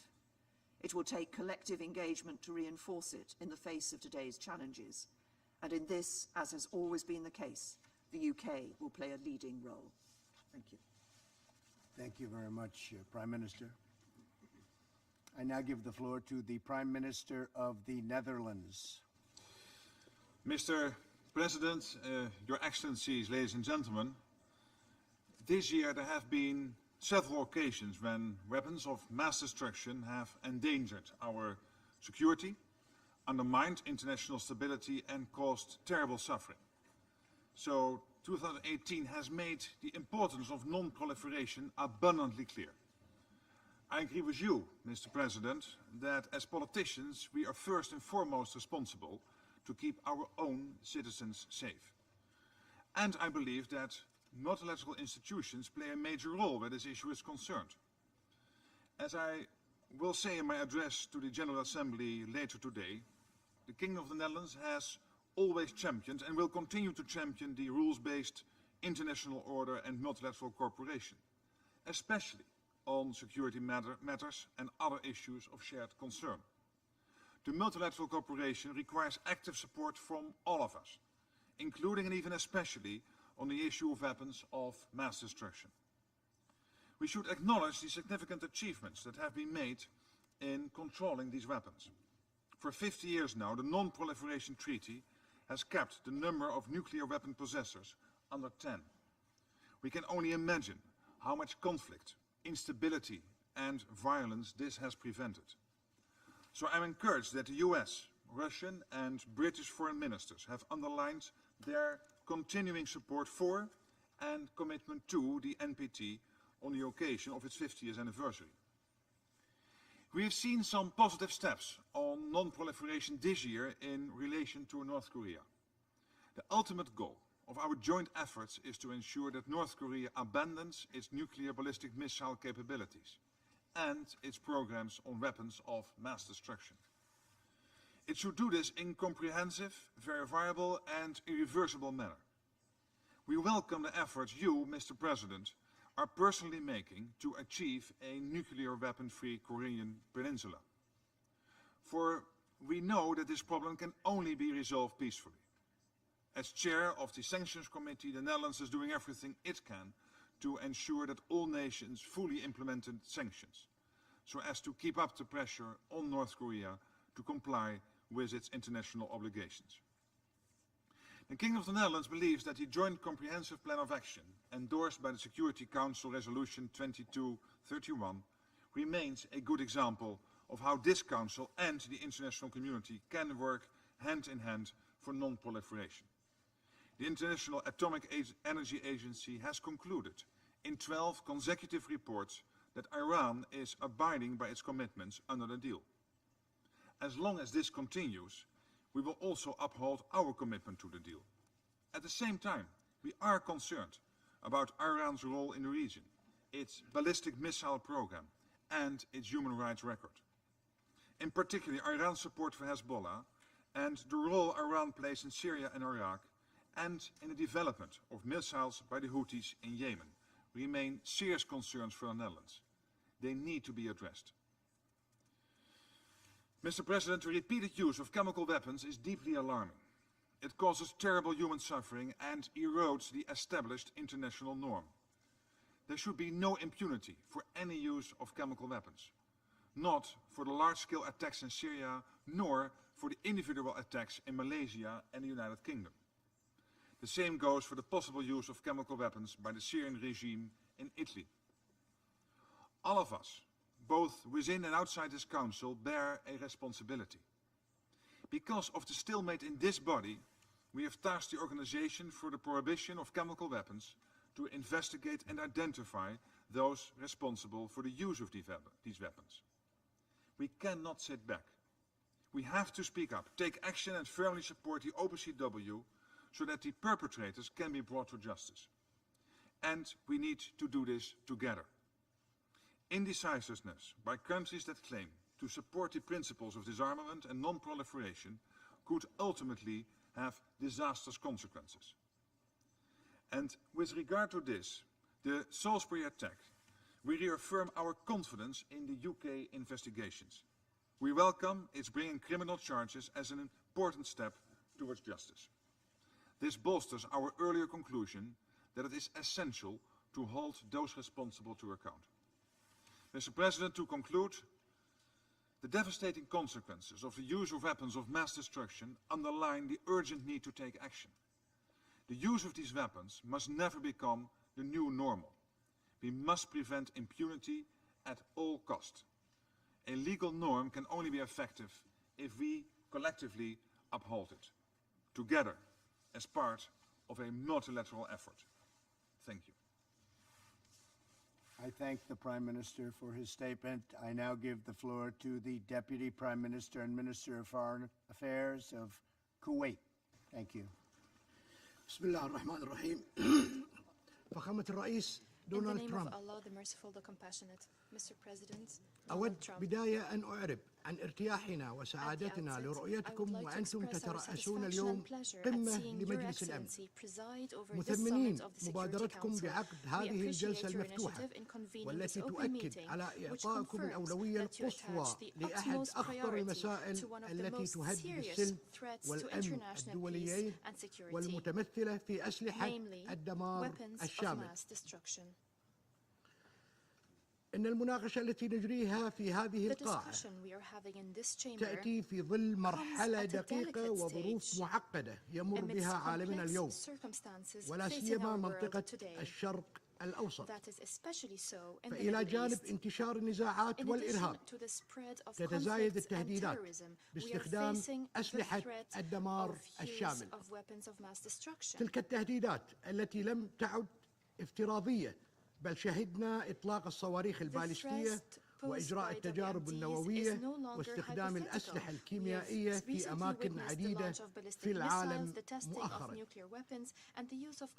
وأود هنا إعادة تأكيد موقف دولة الكويت المبدئي والثابت تجاه قضايا عدم الانتشار والمتمثلة في إدانة استخدام أسلحة الدمار الشامل في أي مكان وفي أي زمان ومن قبل أي طرف كان، باعتبار ذلك انتهاكا جسيما للقانون الدولي، مشددين على إرساء السلام والأمن والاستقرار في العالم. لا يمكن أن يتحقق في ظل وجود هذا النوع من الأسلحة. لقد شهدنا في الآونة الأخيرة أهوال الهجمات بالأسلحة الكيميائية من جانب الدول والجهات الفاعلة من غير الدول في سوريا.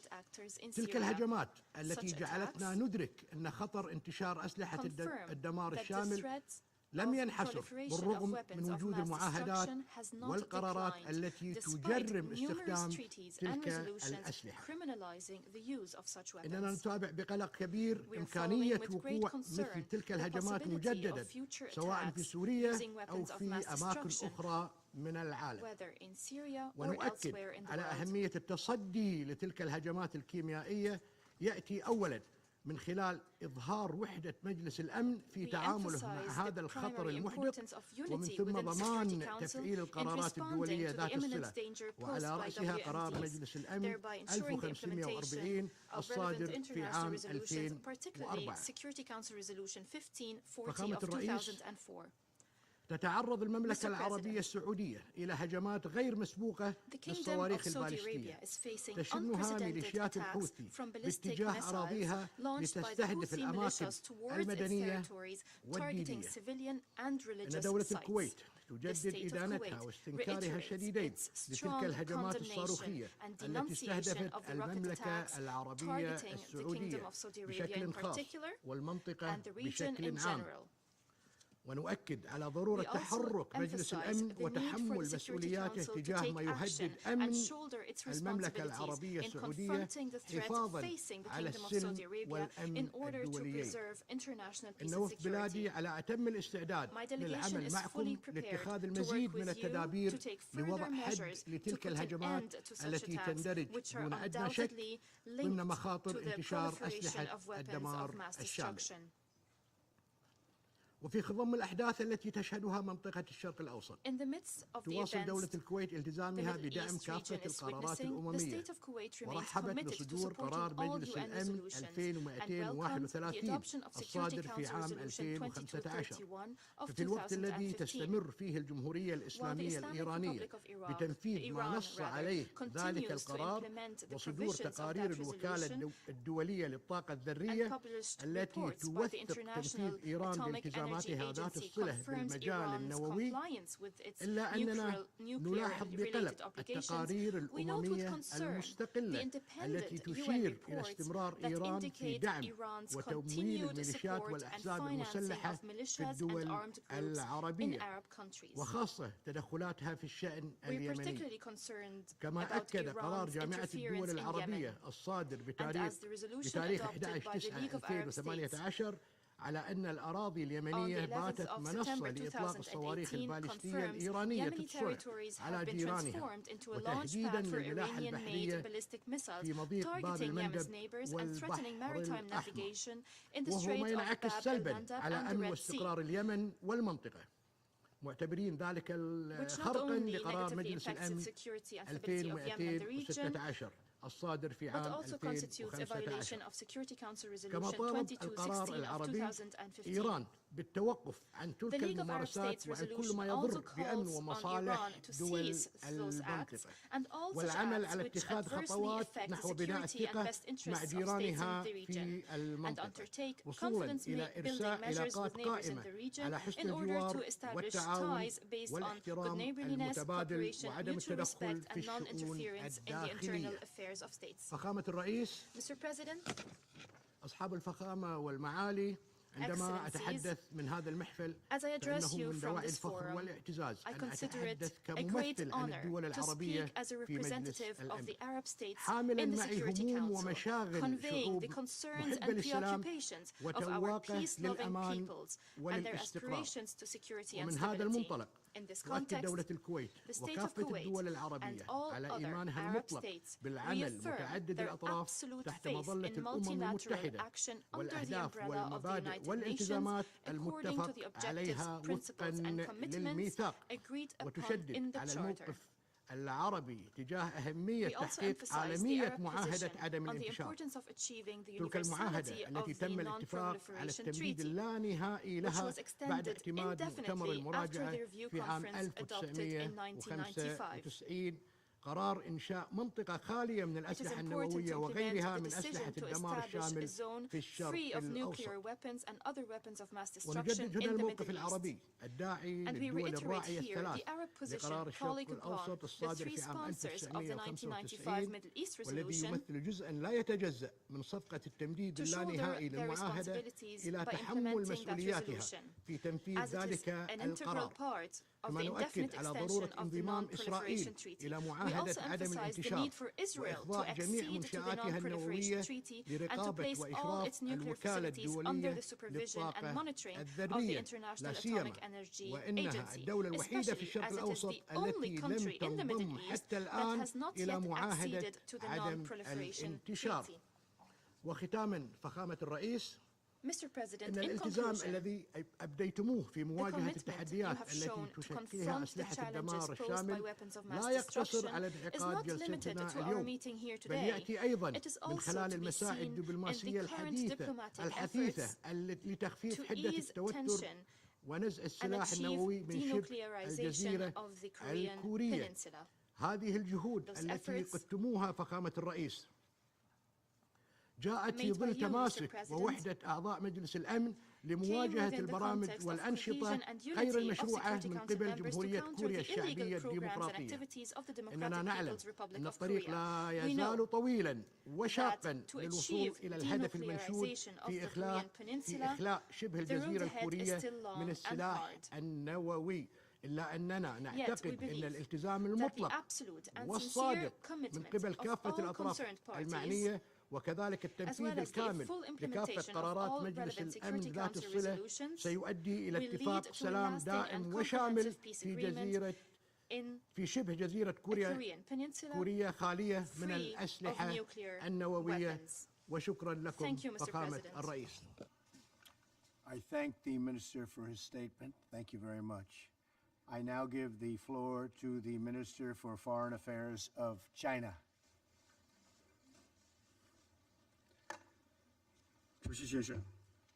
Mr. President, maintaining global peace and security is the primary responsibility of the Security Council entrusted by the UN Charter and a shared responsibility of all Security Council members. Given the complex challenges to international peace and security, how should the Security Council fulfill this mission and play its role? This is a question that deserves serious consideration. China believes the following. The Security Council should perform its function in a fair and just manner as mandated by the Charter. The Security Council must uphold the purposes and principles of the UN Charter and the universally recognized international law and norms governing international relations. It should safeguard the authority and role of UN in international affairs and sovereignty, independence, and legitimate rights and interests of all countries. The Security Council should stick to political settlement as the basic direction. The Security Council should be the strongest advocate for resolving differences and disputes through dialogue and consultation. It should effectively use all tools, including good offices, mediation, peacekeeping, and peace building, step up preventative diplomacy to serve the larger goal of political settlement. The Security Council should enhance unity to promote consensus. All members must bear firmly in mind their responsibility for world peace and security, enhance unity and coordination, set aside geopolitical considerations, and ensure effective functioning of the Council and uphold the common interests of all UN members. The Security Council should strengthen overall planning and coordination to forge synergy. It should coordinate and cooperate with the General Assembly, ECOSOC, the Secretary General and the UN Development System so that the political pillar and development pillar can support each other and efforts for lasting peace and for sustainable development can be mutually reinforcing. Mr. President, the proliferation of WMD and their means of delivery poses a real threat to global peace and security and is a challenge that we all face. China proposes that we step up efforts in the following three aspects. First, we need to champion the rule of law to consolidate and improve the international non-proliferation regime. The NPT, the Biological Weapons Convention, the Chemical Weapons Convention, the UN SCR 1540 and other Security Council resolutions constitute the legal foundation of the international non-proliferation regime. All of us should earnestly safeguard the universality, effectiveness, and authority of the non-proliferation regime, and in particular prevent terrorists and other non-state actors from getting hold of WMD materials and technologies. Second, we need to take multi-pronged measures to implement the Non-Proliferation Treaty in a balanced manner. Every country must honor its word, shoulder its responsibilities, and fulfill international obligations. The Non-Proliferation Treaty and agreements must be implemented in their entirety. No double standards, discriminatory arrangements, or selective enforcement should be allowed. Third, we need to bolster international cooperation and enhance all countries' non-proliferation capability. Government bears the primary responsibility of non-proliferation. Countries should be supported in developing their non-proliferation policies in line with national conditions and be encouraged to enhance non-proliferation law enforcement capacity building, carry out more exchanges and practical cooperation so that together we could shore up the shortest plank in a barrel and achieve universal security. Mr. President, the JCPOA on the Iranian nuclear issue is a hard-won achievement of multilateralism, conducive to international nuclear non-proliferation regime and peace and stability in the Middle East. There is no international agreement that is perfect. The JCPOA has been endorsed unanimously by the Security Council. What happened in the past 3 years shows that JCPOA is a viable agreement. China encourages Iran to continue to fulfill all commitments it has made. At the same time, the legitimate right of all countries to normal economic relations and trade with Iran should be respected.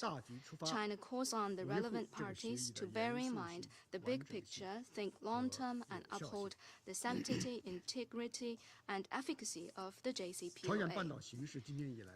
Since the beginning of this year, the situation on the Korean Peninsula has shown major progress. China welcomes that, and China has made unremitting efforts for this to happen. China supports the important common understandings reached between the DPRK and US leaders at the Singapore summit, support DPRK and ROK in improving their relations. We call upon all parties to seize the current opportunities, turn the political consensus into concrete actions, and work in the direction of setting up a peace mechanism on the peninsula and the denuclearization on the peninsula to realize lasting peace on the peninsula at an early date. Mr. President, China lives by its commitment to the purposes and principles of the UN Charter, to upholding the UN-centered contemporary international system, and has earnestly fulfilled its international responsibilities and obligations. We need to work together to uphold the efforts to realize peace and security for all. Before I conclude, I need to point out that China has all along followed the principle of non-interference in other countries' domestic affairs. This is a tradition of Chinese foreign policy. Our observance of this principle has received acclaim from the international community. We did not and will not interfere in any country's domestic affairs. We refuse to accept any unwarranted accusations against China, and we call upon other countries to also observe the purposes of the UN Charter and not to interfere in other countries' internal affairs. Thank you. I thank the Minister for his statement. Thank you. I now give the floor to the Minister for Foreign Affairs of the Russia Federation. Большое спасибо, уважаемый господин президент, уважаемые коллеги. В современном мире эффективная борьба с распространением оружия массового уничтожения приобретает особое значение для поддержания глобальной и региональной стабильности, для надежного обеспечения безопасности всех, без исключения государств. Конструктивное взаимодействие в этой сфере – важный элемент усилий по формированию позитивной международной повестки. Думаю, все согласны с тем, что резолюция Совета Безопасности, предполагающие конкретные меры воздействия в отношении нарушителей режимов распространения, должны строго соблюдаться. Краеугольным камнем остается базовая резолюция 1540, в которой содержатся обязательства государств-членов принимать конкретные меры в целях недопущения попадания оружия массового уничтожения и его компонентов в руки негосударственных субъектов. Особое значение имеют и принятые в ее развитии решения Совета Безопасности, предусматривающие санкции за передачу любых видов вооружений террористам. Факты таких передач weapons to terrorists. There are facts of such transfers having taken place and they need to be closely investigated. As was the case 50 years ago when the NPT was opened for signature, so is today our country is committed to the goal of ridding the world of nuclear threat. But at the same time, we need to absolutely take into account all of the factors impacting strategic stability. And in the course of negotiations, all countries will participate, all countries which have the nuclear weapons potential. The desire of countries to ban nuclear weapons separately from the basic principles of NPT cannot be successful and will only create ambiguity in our future approaches to weapons of mass destruction non-proliferation. Since we're talking about NPT, I'd like to mention Resolution 2231, which was approved by the Security Council and which is a joint comprehensive plan of action on the Iran nuclear program. The unilateral withdrawal of the United States from this creates a serious threat for the non-proliferation regime, all the more so since, as this was underscored by many, Tehran is strictly abiding by its commitments within JCPOA, and this is something that the IAEA is regularly confirming. Russia is convinced that we need to keep JCPOA, and this is something that we're actively working on together with Iran, China, and the EU. Otherwise, if we don't do that, we can end up with a situation where there is more tension in the Middle East, and this could lead to risks for national stability and for the non-proliferation regime. The dismantlement of JCPOA would also be counterproductive also for the efforts underway now to denuclearize the Korean Peninsula. These efforts is something that we welcome and support.